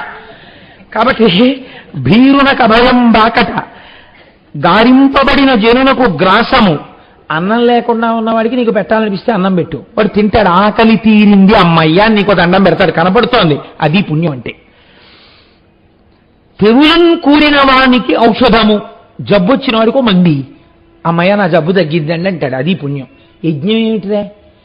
ఓం నమో నారాయణాయ స్వాహ అని ఒకడు పట్టుకుని నెయ్యి వేసి, ఒకడు పట్టుకుని ఆ చెరువు వేసేసి, అంటే తయారు చేసినటువంటి పదార్థం వేసేసి ఆ మంత్రం చెప్పేస్తే నారాయణుడు తినేసాడా? ఇది చెప్పినవాడు చూశాడేంటి? ఇవన్నీ ఎందుకు చేస్తున్నారు మీరు? ఇవన్నీ మీకేం బుర్ర ఉందా లేదా? మీరు చూశారా శివుణ్ణి? మీరు బ్రహ్మగారిని చూశారు. ఆయన ఏమన్నాడు మీతోటి? నేను ఉంచలేనండి అన్నాడు. అంటే ఆయనకి కొంత పరిమితి ఉందా లేదా బలానికి? మీ బలం ఎలాగ కొన్నింటిలో ఉండి కొన్నింటిలో ఉండదో, ఆయనకి బలం కొన్నింటిలో ఉంది కొన్నింటిలో లేదు. మీరు అసలు శివుడు అన్నవాడిని చూడనే లేదు, ఆ చూడని వాడిని పూజలు మొదలెట్టారు. వాడి వల్ల మేము చాలా గొప్పగా ఉంటా ఉంటున్నారు. ఏమిట్రా ఈ వెర్రెంత మీకు? ఇవన్నీ మానేసేయండి. మానేసి విద్యార్థి కోసము అభిమత విద్యం. చక్కగా విద్యార్థి ఉంటాడు, వాడు ఏం చదువుకుంటానంటే చదివించండి. ఏం చదివిస్తారా ఊళ్ళో ఇంక ఇప్పటి నుంచి? వీళ్ళు చెప్పిన చదివే చదివిస్తారు. ఇక అది వాడు అడిగింది ఆకరణ. కాబట్టి ఇవి చేయించండి రా. ఇంకొకటి చెప్పనా? ధనము ఆర్జించడం అన్నది ఎలా ఆర్జించగలరు? రెండు ఉండాలి. అవతల వాడి దగ్గర మోసం చేసి సంపాదించారని ఎవరంటారో తెలుసా అండి? అలా మోసం అన్న పేరు ఎందుకు పెడతారంటే, అలా డబ్బు సంపాదించే తెలివితేటలు వీడికి లేవు కాబట్టి వాడి మీద ఏడుపు కొద్ది వాడు మోసం చేశాడంటుంటాడు. నీకు ఉంటే తెలివితేటలు నువ్వు సంపాదించుకోకూడదు, అలాగా వీడికి లేవు, వాడికి ఉన్నాయి, అందుకని అలా అంటారు. మీరేం బెంగెట్టుకోకండి. మీకు ఎంత తెలివితేటలున్నాయో అంత తెలివితేటలతో అందరి దగ్గర కొట్టుకొచ్చేయండి. మీకు తెలిసినవన్నీ తెచ్చి అనుభవించండి హాయిగాను. అన్నీ తెచ్చి ఏం చేసుకోమని చెప్పిందో తెలుసా శాస్త్రం? ఇదే సత్యం, ఇదే ఉంటుంది. కాబట్టి దీంతో 12ంటికి తృప్తిపరచాలి. అగ్నిహోత్రాన్ని దేవతల్ని తృప్తిపరచలేట్రా ఎవరు చెప్పాడు మీకు? 5 జ్ఞానేంద్రియాలు ఉన్నాయి. కళ్ళతో మీకు ఏది చూడాలనిపిస్తే చూసేయండి, చెవులతో మీకు ఏది వినాలనుంటే అది వినండి, నోటితో మీకు ఏం మాట్లాడాలంటే అది మాట్లాడేయండి, నాలుకతో మీకు ఏం తినాలంటే తినేయండి, ముక్కుతో మీకు ఏది వాసన చూడాలంటే అది చూసేయండి, చర్మంతో మీకు ఏది ముట్టుకోవాలంటే అది ముట్టుకోండి, కర్మేంద్రియాలతో కాళ్ళు చేతులు నోరు అంటే మల విసర్జకాలయము మూత్ర విసర్జకాలయం ఉన్నాయి కదండి, మీకు వాటితో ఏం చేయాలనుకుంటున్నారో చేయాలని చేస్తే మీకు తృప్తి కలుగుతుందో అవి చేసేయండి. మనస్సు బుద్ధి, ఇప్పుడు ఈ 10ంటిని మీరు వాడుతుంటే మనస్సు బుద్ధి సంతోషపడుతుంటాయి. అంటే అదే ఆనందం, అంటే అదే బ్రహ్మానందం. ఇంకేంటి? ఇవన్నీ వదిలేసి ఎక్కడో కూర్చుంటే బ్రహ్మానందం ఎవడు చెప్పాడురా మీకు? వాడేదో వదిలేసి వెళ్ళి కూర్చున్నాడు, అదే అలా కూర్చున్నావు పాపం ఏం లేదా అంటే మీరు బాధపడతారని, అందులో బ్రహ్మానందం ఉంది బ్రహ్మానందం ఉంది అంటాడు. లేకపోతే అయ్యో పిచ్చాడా ఇన్నాళ్ళు అలా కూర్చున్నా ఏమీ లేదా అని మీరు అంటారేమో అని వాడు అంటున్నాడు అంతే. అవన్నీ మీరేం నమ్మకండి. ఇదే బ్రహ్మానందం అంటే. చక్కగా ఇలా అనుభవించండి. చూసారా, ఇంకొక మాట చెప్తాను మీకు. ఎప్పుడో పడిపోయేడు శరీరమిరిగి వేగా ఆవియున్నంత కేతట యతిశయిల్లా పెళ్ళుగా భోగముల చెంది ఉల్లసిల్లవలయు అవ్వలనేమి కన్పట్టు కనుడు. ఏమిట్రా ఈ హద్దులేమిటి, నీతులేమిటి, మీకు మీరు సూత్రాలు రాసేసుకోవడం ఏమిటి? ఇదో శరీరం, ఆ పక్కన ఇంకో శరీరం ఉంది. ఈ శరీరానికి ఆ శరీరం నచ్చిందనుకో, ఈ శరీరంతో ఆ శరీరాన్ని అనుభవించేయడమే. ఈ శరీరానికి ఆకలేసిందనుకో, దీనికి బలం ఉందనుకో, అవతల పడి బలం లేదనుకో, నీకు ఆకలేసింది కాబట్టి ముందు లాగేయడమే, నువ్వు తినేయడమే అంతే. ఇవన్నీ అయిపోయిన తర్వాత అలా చేయకూడదండి, అలా చేస్తే పాపం వస్తుందండి. పాపం వస్తే ఏమవుతుంది? ఇది పడిపోయాక ఏదో అవుతుంది. ఎవరు చెప్పాడు? ఇది పడిపోయాక ఏదో అవుతుంది. నువ్వు చూసొచ్చావా? చూసొచ్చిన వాడిని ఒకటి వచ్చి చెప్పమనండి అంటే అలా చెప్పేవాడు ఎవడంటారండి? శాస్త్రం ప్రమాణం. అది వేదమును ప్రమాణముగా స్వీకరించిన వాడైతే అయ్యో ఇది దోషభూయిష్టమైన వాక్కు, వీడికి తెలియనివో మాట్లాడుతున్నాడు, వీడి కంటికి కనపడింది సత్యమని మాట్లాడుతున్నాడు, వీడికి తెలియదు వీడికి అని వెళ్ళిపోతాడు. కాబట్టి ఇప్పుడు ఇవన్నీ చెప్తుంటే పాపం వాళ్ళు అలా చెవులొగ్గి విన్నారు. విని ఆహాహాహా ఏమిట్రా మనం మందమతులం, ఏమిటి పూజలు ఏమిటి, శివలింగాలు ఏమిటి, యజ్ఞాలు ఏమిటి, యాగాలు ఏమిటి, ఏమిటి మనం ఇన్నాళ్ళు అసలు మనకి తెలియలేదు. అసలు మనమే కదా బ్రహ్మగారిని అడిగాం ఆయువు ఉంటే కదా భోగం అని, అందుకే కదా మనం అడిగాం 1000 దివ్యవత్సరాలని అని. వెంటనే రాజ్యంలో ఉన్న వాళ్ళందరినీ వావి లేదు, వరస లేదు, భార్య లేదు, బిడ్డ లేదు, మీ ఇష్టం భోగాలు అనుభవించండి అన్నారు. అంతే, ఇంకా శరీర సంబంధమైన భోగము ప్రారంభం అయిపోయింది. ఎవరికి ఏది భోగం అనిపిస్తే అనుభవిస్తాడంతే. పాపం లేదుగా, పాపము లేదు, పుణ్యము లేదు, గొడవ లేదు వాడికి ఇంకా. కాబట్టి ఇప్పుడు ఎక్కడ చూసినా స్త్రీలు పురుషులిట్టుల పాలింపక పూర్వ ధర్మ పదవీచ్యుతులై రేలు పవల్ ధన కామేచ్ఛాలసులైరి తరిగే సత్వం బెల్లన్. ఇలా రాత్రి లేదు, పగలు లేదు, బ్రాహ్మీ ముహూర్తంలో అయితే పూజ చెయ్యాలని గొడవ లేదు, పూజ లేదు, పునస్కారం లేదు, యజ్ఞం లేదు, యాగం లేదు, క్రతువు లేదు, దేవతలు లేరు, హవిస్సులు లేవు, భయం లేదు, శాస్త్రం లేదు, శాస్త్రవాక్యం లేదు, ఋషివాక్యం లేదు, పురాణం లేదు, ఏమీ లేదు. నీ కంటికి కనపడింది నువ్వు చేసేసుకోవచ్చు, అన్ని భోగాలు అనుభవించేయచ్చు, అన్నీ వదిలేసి తిరగచ్చు. కాబట్టి ఇప్పుడు ఏమైంది? మంగళప్రదమైన అన్నీ వదిలేశారు, అమంగళప్రదమైనవన్నీ కౌగులించుకున్నారు, కౌగులించుకుని తిరిగారు. దానివల్ల లోకమంతా పాపభూయిష్టమైపోయింది. ఇప్పుడు వీళ్ళందరూ ఏం చేశారు అంటే శ్రీ మహావిష్ణువు బ్రహ్మగారు వీళ్ళందరినీ తీసుకుని పరమశివుడి దగ్గరికి వెళ్ళారు. వెళ్ళి శంకరా ఒక్కసారి మీరు చూడండి, మీరు పంపారు కదా, సర్వం సిద్ధం చేసేసాం, ఇప్పుడు భక్తి ఏం లేదు, ఇప్పుడు మిమ్మల్ని పూజించే వాళ్ళు ఎవరు అక్కడ లేరు. ఎక్కడొచ్చిందండి ఈ ప్రమాదం? మీరు టక్కరితనం అనుకోకండి, శ్రీ మహావిష్ణువు యొక్క టక్కరితనమని మీరంటే నేను అంగీకరించాను. మీరు ఎక్కడ దెబ్బతింటున్నారో చూపిస్తున్నారు ఆయన. వినకూడనిది వినుటయే ప్రమాదమునకు కారణము. మనస్సుకి బలహీనత ఉంటుంది, భయానికి లొంగుతుంది. అది మనము వినకూడనిది అనుకుంటే ఆ ప్రాంగణమునకు వెళ్ళరాదు. అవి మీరు విననవసరం లేదు. మీరు నేను వినను, మా ఈశ్వరుడు మాకున్నాడు, నేను ఏదో పూజించుకుంటున్నాను, నన్ను నేను రక్షింపబడతాను అని మీరు చెప్పాలి. వినడం నీ తప్పు, చెప్పినవాడి తప్పు కాదు. వాడు అలా చెప్పాలనుకున్నాడు, వాడు చెప్పాడు, అలా వాడు నమ్మాడు కాబట్టి వాడు చెప్తాడు. కానీ వినడం మీదే తప్పు. ఇది బహుశः యుగ యుగములకు అవసరమని పరమాత్మ అప్పుడే భావించి ఉంటారు. అందుకని అప్పుడే ఈ పని చేయించి చూపించారు. కనుక చెడు మాట వినరాదు. కాబట్టి ఇప్పుడు ఏమైంది? శంకరుడు చూశాడు, అబ్బో చాలా బాగుందయ్యోయ్, త్రిపురాసురులు చాలా గొప్ప పూజలు మొదలెట్టారు, ఇప్పుడు నేను వారిని సంహరించవచ్చు. కానీ నేను సంహరించడం పెద్ద విశేషం కాదు, సంహరిస్తాను, పాపం చేశారు కాబట్టి దేవతా సార్వభౌముడిగా. వాళ్ళు కొన్ని వరాలు అడిగారు. ఎప్పుడు 1000 దివ్య సంవత్సరాలన్నారు, పుష్కరావర్తక మేఘాలన్నారు, పుష్యమితో చంద్రుడు ఉండాలన్నారు, మిట్ట మధ్యాహ్నం అభిజిత్ ముహూర్తం ఉండాలన్నారు, ఇంతకు ముందు లేని రథం ఉండాలన్నారు, ఇంతకు ముందు లేని ధనస్సు ఉండాలన్నారు, ఇంతకు ముందు లేని బాణం ఉండాలన్నారు. ఇవన్నీ అన్నారు కదా, మరి అవన్నీ తెచ్చారా అన్నారు. అవన్నీ పట్టుకునే వచ్చేసాం మహాప్రభు అన్నారు. అయితే సరే తీసుకురండి అన్నారు. ఏమిటి తీసుకొచ్చారు వాళ్ళు? సమస్త లోకములలో ఉండేటటువంటి సారమును పిండి వాళ్ళు దాన్ని భూమండలం మీద రథంగా, భూమిని రథంగా మార్చారట. కుడి చక్రంగా సూర్యుణ్ణి పెట్టారు, ఎడమ చక్రంగా చంద్రుణ్ణి పెట్టారు. ఆ చక్రాలకి ఆకులుగా ఇటు 6 ఇటు 6 ద్వాదశాదిత్యులను పెట్టారు. అలంకారంగా నక్షత్రాలతో అలంకారం చేశారు. ఇత పూర్వం లేదు కదండి ఇటువంటి రథం. దీనికి కమ్ములుగా, అంటే ఈ రథానికి కింద నుంచి ఇలా గుర్రాల దగ్గరికి వెళ్ళే కమ్ములుగా ఋతువుల్ని పెట్టారు. ఆకాశాన్ని ఆ రథానికి కప్పుగా పెట్టారు.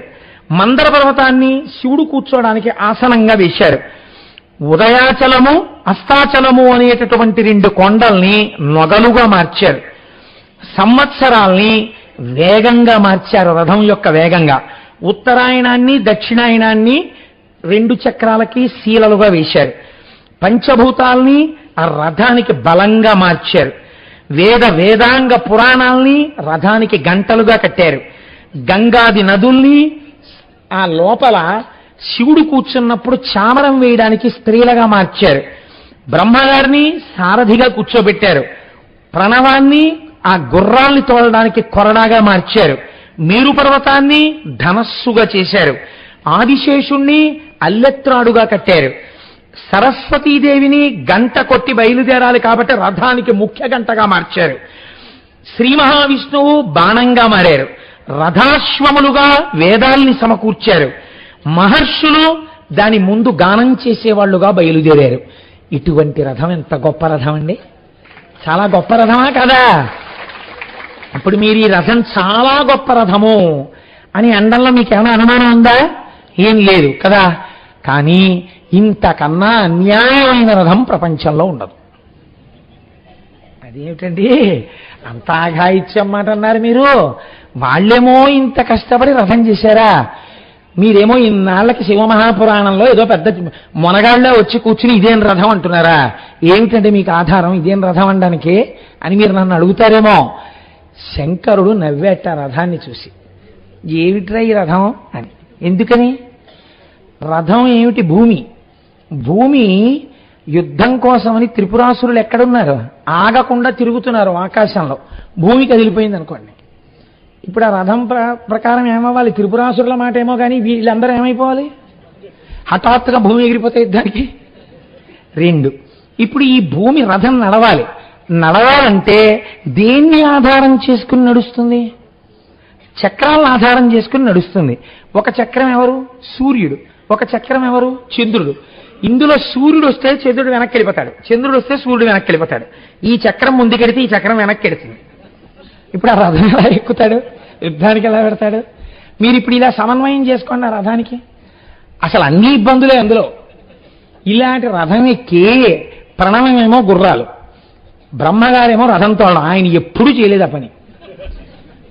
దొరగారి కారెక్కి రమ్మంటే నేను వచ్చేస్తాను కానీ సడన్ గా ఓ రోజు దొరగారు పురాణానికి వెళ్దాం కోటేశ్వరారు ఎప్పుడు నేనే నడపడం ఏంటంటే, ఇవాళ మీరు నడపండి నేను పక్కన కూర్చుంటానన్నారు అనుకోండి, నా బతుకేమైపోవాలి. నేను పురాణం అంటే చెప్తాను కానీ దొరగారిలో కారెక్కడ తోలగలను? నేను చెవులో రొద పెట్టేస్తున్నా 4 రోడ్ల సెంటర్లో అన్నింటి మధ్యలోంచి నకులుడు సహదేవుడు రథాన్ని తీసుకెళ్ళిపోగలరు క్షేమంగా. నన్ను తీసుకెళ్ళమంటే ఏది వేయాలో తెలియదు. ఇక్కడ ప్రారంభమైన రథం దొరగారు నడిపితే భూమి మీద నడుస్తుంది, నేను నడిపితే ఆకాశంలో నడుస్తుంది. ఎందుకని నాకు అలవాటు లేదు కనుక. చతుర్ముఖ బ్రహ్మగారు 4 ముఖాలతో వేదాలు చెప్పమంటే చెప్తాడు, సృష్టి చేయమంటే చేస్తాడు. కానీ ప్రణవాన్ని కొట్టుకోరదాకు అంటే రథానికి ఆయన ఏం కొడతాడండి? అందులో సరస్వతీదేవి గంటగా మోగుతుంటే పక్కన ఇంత అల్లరా. అదే రథం. ఏమిటో ఈ రథం అన్నట్టు ఆయన. సరేలేండి ఫోన్లే, పాపం ఏదో పిల్లకాయలు చేస్తే ఇచ్చారు కదా, కాదండం ఎందుకు? మనం చేసే పనులండి భక్తికి ఈశ్వరుడు లొంగిపోతాడు. కానీ చిక్కుడుకాయలతో రథం కట్టి సూర్యుడిని ఎక్కమంటాం కదండి. మనం చెయ్యట్లా. దానికి చీపురు పుల్లలు పైగా గుచ్చేసి దాని మీద పెట్టేసి, అది ఓ చిక్కుడాకులో ఎంత పెద్ద రథం. ఆ రథం మీద సూర్యుడు ఎక్కాలట. ఏమిటండి దాన్ని అడిగారనుకోండి, సూర్యరథం అండి. సూర్యుడు ఎక్కుతాడు. ఆ తర్వాత వీళ్ళే ఏం చేస్తారు? దాన్ని ఆ ఇంట్లోనే పక్కన ఉన్న డస్ట్బిన్లోనో ఎందులోనో పట్టుకెళ్ళి పడేస్తున్నారు కదండి. ఆ పాటి కూడా లేడనమాట సూర్యుడు. ఇంత నువ్వు చేసిన రథం ఎక్కాలంటే ఆయన ఇంత ఉండాలి. అంటే ఎవడైనా నిజంగా సూర్యుడు ఎలా కూర్చుంటే తీసుకుని గోళీకాయలా జేబులో వేసుకోవచ్చు అనమాట సూర్యుడిని. వాడు ఇన్ని లోకాలకి వెలుగునిస్తున్నవాడు. మరి పుచ్చుకోవట్లా? మీరు చేసిన చిక్కుడుకాయల రథం ఎక్కకపోతే రథాలు ఎందుకు ఎడుతున్నారండి? మీరు చేసిన చిక్కుడుకాయల రథాలు ఆ పిడకల మీద బాగా పరవన్నం చేస్తే మంచి కాపు వాసన అంటారు. అదొక రకమైన కమ్మటి వాసన వస్తుంది, బాగా పచ్చగా పరవాన్నం అలా వండేసి, అది కూడా పాపం ఆయనకి ఏదో పని ఇంత పెట్టరు, 3 చిక్కుడాకుల్లో ఏదో కొంచెం కొంచెం పెడతారు, పెట్టి ఆ చిక్కుడుకాయల రథంలో కూర్చోవాలి ఆయన, అవి ఉడికిపోకుండా మాడిపోకుండా కూర్చుని ఆ కొంచెం కొంచెం తినేసి మీకు ఆయుర్దాయం ఆరోగ్యం అన్నీ ఇచ్చేసి ఆయన మళ్ళీ రథమండలం వెళ్ళిపోవాలి సూర్యమండలానికి.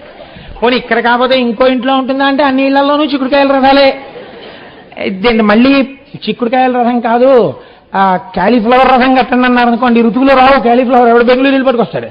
అందుకని ఈ ఋతువులో బాగా దొరికేటంటే పక్కింటి వాళ్ళని అడిగినా తుంపి 4 ఇచ్చేస్తారు. అందుకని చిక్కుడుకాయల రథాలే. మనం వాళ్ళంత తెలివి ఎక్కడ ఉంటుందండి నిజంగా. ఈశ్వరుడు యొక్క అనుగ్రహం ఏమిటో తెలుసా అండి, సంభారములను చూడడు, మీ శ్రద్ధ మాత్రమే చూస్తాడు. ఈ ఋతువులో ఈశ్వర ఇది దొరుకుతుంది బాగా, అందుకని ఇదే రథం కట్టే వచ్చి కూర్చుంటాడు. అలాగా సూక్ష్మరూపుడై వచ్చి కూర్చుని నువ్వు చిక్కుడాకులో పెట్టిన ఇంత పరమాన్నం తినేసి అబ్బబ్బబ్బబ్బా ఎంత పరమాన్నం పెట్టావు, ఎంత బాగుంది ఎంత బాగుంది ఎంత బాగుంది అని ఆశీర్వచనం చేసి వెళ్ళిపోతాడు. అలా అనకపోతే ఈశ్వరుడు ఎందుకు అవుతాడండి, భక్తికి వశుడవుతాడు ఆయన. కాబట్టి ఇప్పుడు శివుడు ఆ రథాన్ని చూసి ఏంట్రా ఈ చక్రాలు నడపండి మీరు, ఒకటి అటు ఎడుతోంది ఒకటి ఇటు ఎడుతోంది, ఇది కదలదు, ఎందుకురా ఈ రథం ఏమిటి తయారు చేయడం రా ఈ రథం అంతా, మీరు ఇది పట్టుకుని త్రిపురాసుల్ని సంహరించడానికి వెళ్ళినా నేను బుర్రుందిరా మీకు అని దెబ్బలాడేశాడు అనుకోండి, వాళ్ళందరూ ఇలా ఇలా ఇలా ఇలా వేళ్ళు విరిచేసుకోవాలి. కాబట్టి ఆయన అన్నట్ట ఓ నవ్వు నవ్వాడంతే, ఏమనలేదు. ఇది ఈశ్వరానుగ్రహాన్ని మీకు చూపిస్తుంది. ఇది ఎలా ఉంటుందంటే ఎలా చెయ్యాలి అన్న ఆలోచన లేకుండా చాలా గొప్పగా ఇంతకు ముందు ఎవ్వడు ఊహించని రీతిలో చెయ్యాలని అనిపించింది అనుకోండి, చాలా గొప్పగా పొగడాలనుకుంటే ఒక ఆయన ఎవరో పక్కనే సభలో ఉన్నటువంటి ఆయన్ని చూసి మహానుభావుడు ఇటువంటి కీర్తిశేషుడు ఎక్కడున్నాడని అడిగాడు. ఆయన బాగా పొగడాలనుకున్నాడు, ఇటువంటి కీర్తిశేషుడు అంటే చచ్చిపోయినవాడని. ఆయన పాపం కుర్చీలోనే కూర్చుని ఉన్నాడు, కీర్తిశేషుడు ఏంటి అంటే ఒక్కొక్కసారి ఆవేశం ఎక్కువైపోయింది అనుకోండి, అన్ని కొత్తవి తెచ్చేయాలి అన్ని కొత్తవి తెచ్చేయాలి అంటే అసలు అలా తేకూడదు కూడా కొత్త తెచ్చేస్తే. నిన్ననే నేను పేపర్లో చదివాను, కొత్త లింగం కూడా తెచ్చేసారు గుళ్ళోకి. కాబట్టి ఆ ఆరాటం అలా ఉంటుంది ఒక్కొక్కసారి. అది మంచి కావచ్చు చెడు కావచ్చు, దాని గురించి నేను వ్యాఖ్యానించట్లేదు, దాన్ని ఒక ఉదాహరణగా చూపించానంతే. కాబట్టి ఇప్పుడు అది చాలా చిత్రంగా ఉంటుంది ఆ ఆర్తి. ఈ ఆర్తిలో అన్ని కొత్తవి, ఏమిటి కొత్తవి తెచ్చేశారు. ఇందులో మీరు చూడండి, అది శ్రీ మహావిష్ణువు యోగ నిద్రలో ఉండే సమయం అయితే ఈ బాణం వెడుతుందా ముందుకి, ఇన్ని అల్లర్లు, దానికి ఒక్కటి సరిగ్గా లేదు. నేను ఇప్పుడు మళ్ళీ ఆ రథం ఎందుకు యోగ్యము కాదు అని నేను మాట్లాడవలసి వచ్చింది అనుకోండి, మళ్ళీ వీటన్నింటినీ నేను తిప్పి చూపించాలి మీకు. తిప్పి చూపించాలంటే మాటలు కాదండి, ఆయనం అంటే ఏమిటి, ఆయనం సీలైతే ఏమైపోతుంది, ఇలా చెప్పుకుంటే వెళితే ఇదో 15 రోజులు పడుతుంది. కాబట్టి మీకు ఒక 2-3 ఉదాహరణలు నేను చూపించాను. కాబట్టి ఇటువంటి రథాన్ని ఎక్కబోయే ముందు శంకరుడు చూసి ఒక్క నవ్వు నవ్వేట, ఏమిట్రా ఈ రథం అని. అయినా ఎక్కాడు. ఆయన ఎక్కి ఓ పదండి అన్నాడు. అంటే ఎవరు కదలాలండి ముందు, ఎవరు కదలాలి? రథం ఎందుకు కదులుతుందండి, రథం లాగేవి కదా కదలాలి, రథం కదిలిపోతుంది. రథాన్ని లాగే గుర్రాలు కదలాలి. గుర్రాలు ఎవరు?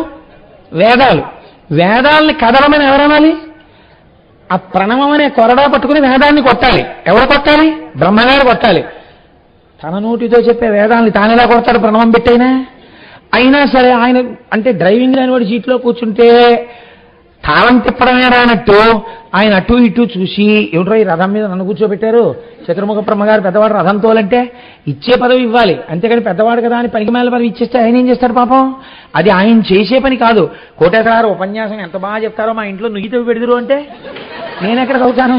పురాణం చెప్పడానికి నుయ్యి తవ్వడానికి సంబంధం ఏంటి? ఏదో చెప్పవలసింది చెప్పాలి పని.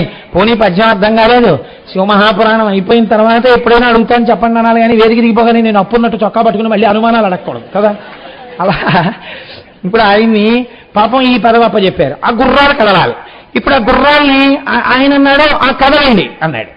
అంతకన్నా ఆయనకి పాపం గుర్రాలు కొట్టడం అవి ఆయన చేయలేడు. ఆయన చతుర్ముఖ బ్రహ్మగారు అంటే మహాసాధు పురుషుడు ఆయన. అంటే అవి ఏం చేశాయి? బ్రహ్మగారు ఆజ్ఞ బాగుండదు, కదలాలి. కదలబోయాయి, కింద పడిపోయాయి. ఎందుకు పడిపోయాయి? రథంలో కూర్చున్నవాడు ఎవరు? పరబ్రహ్మం. ఈ వేదాలు ఏం చెప్పాయి?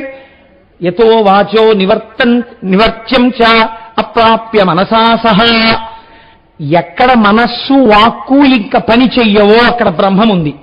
వేదాలు బ్రహ్మము ఉండే చోటు చెప్పాయి తప్ప బ్రహ్మము ఉండే చోటుని మీకు దర్శనం చేయించలేవు. దానికి ఆ బలహీనత. ఎందుకని? శృతి ప్రమాణమును చెప్తుంది, పరబ్రహ్మమును చెప్తుంది తప్ప మీకు దర్శనం చేయించదు. దర్శనం మీ యోగ్యతా సిద్ధి వలన వస్తుంది, మీ భక్తి వలన, జ్ఞానము వలన వస్తుంది. కాబట్టి ఇప్పుడు వేదము పరబ్రహ్మమును ఎలా తీసుకెళ్ళగలదు? అప్పుడు వేదము ఈశ్వరుణ్ణి కలిపేయగలిగినటువంటిది అయిపోతుంది. కాబట్టి వేదము తన స్థితిలో తాను ఉండిపోవాలి. లోపల శంకరుడు ఉన్నాడు, వేదాలు గుర్రాలుగా ఉన్నాయి కాబట్టి అవి మోకాళ్ళ మీద పడిపోయి. కాళ్ళ మీద నిలబడితే కదులుతుందని ఆశ. మీరు చూడండి, బండికి ఎద్దులు కడతారు, కట్టి అంటాడు, అనగానే ఎద్దు నీరసంగా ఉందనుకోండి, అది పడుకుంటుంది, కాడితో సహా పడుకుంటుంది. పడుకుంటే ఇప్పుడు ప్రయత్నం అలా నడు అండవు, డేకు అందం లేపే ప్రయత్నం చేస్తాడు, అందులో ఆ తోక నలిపేస్తారు. ఎవరిని ఎందుకు వచ్చిన వారన్నా కానండి, నానా అల్లరి చేస్తారు పాపం. అది ఏదో మొత్తానికి లేసిన కానీ కూలబడిపోతుంటుంది. ఎప్పుడు? బండిలో ఉన్న బరువుని తాను లాగలేనప్పుడు. ఇప్పుడు ఏమైంది? ఆ గుర్రాలు లాగలేకపోయాయి. ఆయన అన్ని లోకాలు బొజ్జలో పెట్టుకుని రథం ఎక్కేస్తే భూమి ఏం చేస్తుందండి? డామను పడిపోయాయి గుర్రాలు. ఇప్పుడు ఏం చేస్తారు? ఎంతకని కొడతారు వాటిని ఇది పెట్టి.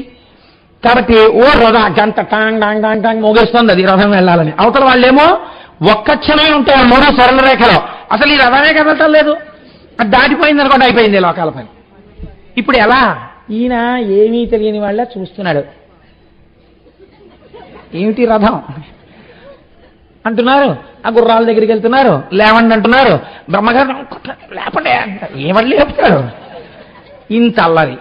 ఇంతమంది దేవతలు చేసిన నిర్మాణము విఫలమైపోయినది, ఆ రథము నడవలేదు. ఇప్పుడు లోకరక్షణ కాంక్ష బలీయమైన వాడెవరు? స్థితికారుడుగా మహానుభావుడు శ్రీ మహావిష్ణువు. అబ్బాయి మీరు లాగలేరు, ఆయనకి నాకు భేదము లేని వాళ్ళం కాబట్టి నేనే ఆయన్ని కలిపేయాలి. ఇప్పుడు ఆయనే వృషభం అయిపోయి ఆయనే వృషభముగా మారిపోయి ఆ రథాన్ని లాగేయడం మొదలుపెట్టాడు. ఇదే శంకరాచార్యుల వారు శివానంద లహరిలో చెప్పారు. బాణత్వం వృషభత్వమర్ధవపుషా భార్యాత్వమార్యాపతే ఘోనిత్వం సఖితా మృదంగవహత చేత్యాది రూపం తథౌ తత్పాదే నయనార్పణం చ కృతవాన్ తద్దేహభాగో హరి పూజ్యాత్ పూజ్యతరస్య ఏ వహిమచేత్కో వా తదన్యోధికా. బాణత్వం కాసేపాగి ఇంద్రుగాని బాణం ఎలా అవుతాడు? వృషభత్వం, ఆ వృషభములు రథాన్ని లాగలేకపోతే ఆయనే వృషభమై లాగారు. బాణత్వం వృషభత్వమర్ధవపుషా భార్యాత్వం, మోహిని రూపంలో అయ్యప్ప స్వామి వారి జననములకు కారణమై శంకరుడికి అర్ధాంగి అయ్యారు. బాణత్వం వృషభత్వమర్ధవపుషా భార్యాత్వమార్యాపతే ఘోనిత్వం. ఒకసారి శ్వేతవరాహ రూపంలో భూమిని తవ్వుతూ కిందకెళ్లి శివుడి యొక్క ఆదిని కనిపెట్టలేకపోయానని సత్వగుణంతో మాట్లాడారు. కాబట్టి ఘోనిత్వం. సఖిత, ఆయన మనస్సుని సంతోషపెట్టారు ఒకనాడు మోహినిగా. సఖిత మృదంగవహత, సంధ్యాకాలంలో నృత్యం చేస్తున్నప్పుడు మధ్యలో వాయిస్తుంటారు. మృదంగవహత చేత్యాది రూపం తథౌ తత్పాదే నయనార్పణం చ కృతవాన్. ఒకానొకసారి సహస్ర కమలములతో శివలింగాన్ని అర్చన చేస్తున్నారు. ఆయన చేస్తున్నప్పుడు శంకరుడు పరీక్ష చేద్దామని ఒక్క పువ్వు తగ్గిపోయేటట్టు చేశాడు. మనలా చెయ్యరుగా ఆయన పూజ చేస్తే. నామము పువ్వు ఏకీకృతము, మూడు ఏకీకృతమైతే పూజ అంటారు మనోవాక్కాయ కర్మలు. కాబట్టి ఇప్పుడు ఆయన ఒక్కొక్క పువ్వు వేస్తున్నారు. 1000వ నామం దగ్గరికి వచ్చేటప్పటికి పళ్ళెం ఖాళీ, పువ్వు లేదు. ఇప్పుడు పువ్వు లేకపోతే ఆయన ఆలోచించారట. రామకమల పత్రాక్ష అని కదా అంటాం. ఆయన కన్నులు అరవిందముల తామర పూల్లా ఉంటాయి. అందుకని ఒక గుడ్డు పీకి శంకరుడి కంటి మీద, పాదాల మీద వేశారట. వేస్తే నేత్రార్పణేశ్వరలింగము అని తమిళనాడులో ఉందండి ఆ దేవాలయం. కాబట్టి ఇప్పుడు శంకరుడు ప్రత్యక్షమై ఎంత గొప్పగా పూజ చేశావో నా మీద భక్తితో అని తన శరీరంలో అర్ధభాగాన్ని శ్రీ మహావిష్ణువుకి ఇచ్చేశారు. అదే హరిహర రూపము. మీరు దాని అందం చూడాలంటే హైదరాబాద్ ఫిలిం నగర్ వాళ్ళు సినిమా యాక్టర్లందరూ కట్టినటువంటి దేవాలయంలో ఈ హరిహర రూపం ఉంటుందండి. అద్భుతం. మీరు ఎప్పుడైనా వెడితే చూడండి, చాలా బాగుంటుంది. ఒక పక్క విష్ణువు, ఒక పక్క శివుడు ఒకే శరీరంలో ఉంటారు. చాలా గొప్పగా ఉంటుంది. ఆ హరిహర రూపమే తిక్కన గారికి ప్రత్యక్షమై ఆయన దగ్గర ఆ మహాభారతంలో ఆయన ఆంధ్రీకరించిన భాగాన్ని స్వీకరించి ఆ తిక్కన గారిని కృతార్థుణ్ణి చేశాడు ఆ హరిహరమూర్తి. కనుక ఇటువంటి శ్రీమన్నారాయణుడు ఇప్పుడు వృషభమై ఆ రథాన్ని లాగుతున్నారు. లాగుతుంటే మెల్లిగా ఎలాగైతేనే ఆ రథం కదిలిందని మీరు అనుకోండి. రథం కదిలింది. ఇప్పుడు ఈ మేరు పర్వతాన్ని ధనస్సుగా పట్టుకోవాలి. వీళ్ళందరూ వికలాడుతున్నారు త్రిపురాసురులు. ఎందుకని? అధర్మంలో ఉన్నారు, మదమెక్కి ఉన్నారు. ఒక్క క్షణంలో మమ్మల్ని కొడతాడని.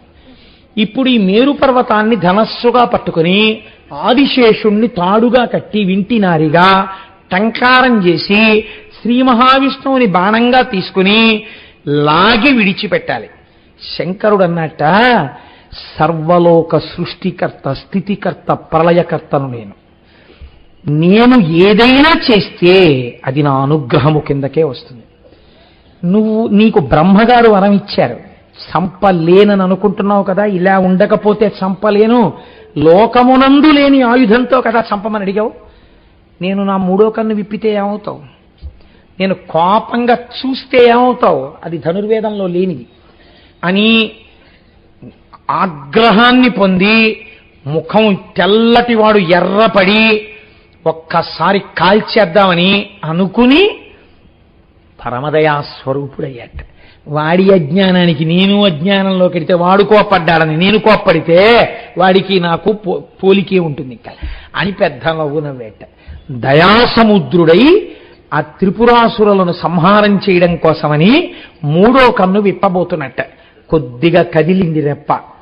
కదలగానే లింగ పురాణంలో చెప్తారు, సోమశ్చ భగవాన్ విష్ణు కాలాగ్నిర్వాయురేవచ శరే వ్యవస్థత దేవమూచు ప్రణమ్యతం దగ్ధమప్యదేవేశ వీక్షణేన పురత్రయం అస్మద్ధితార్థం దేవేశ శరన్మోక్తుమిహార్హసి అని అడిగాయి.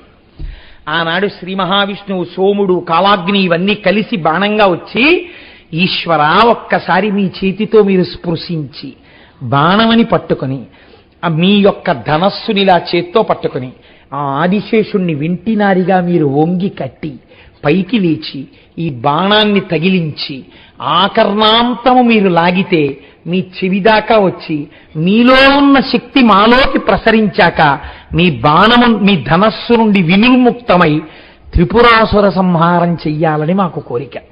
అందుకని మమ్మల్ని బాణంగా ముట్టుకోండి అని అడిగారు. అప్పుడు శంకరుడు నవ్వి ఈ బాణాన్ని తీసుకుని సంధించి విడిచిపెట్టాడు. ఒక్క బాణం అన్నీ అడిగారు. దగ్ధమై బూది కుప్పలై కింద పడిపోయాడు త్రిపురాములు. ఇది త్రిపురాసుర సంహారము అని శాస్త్రం పిలిచింది.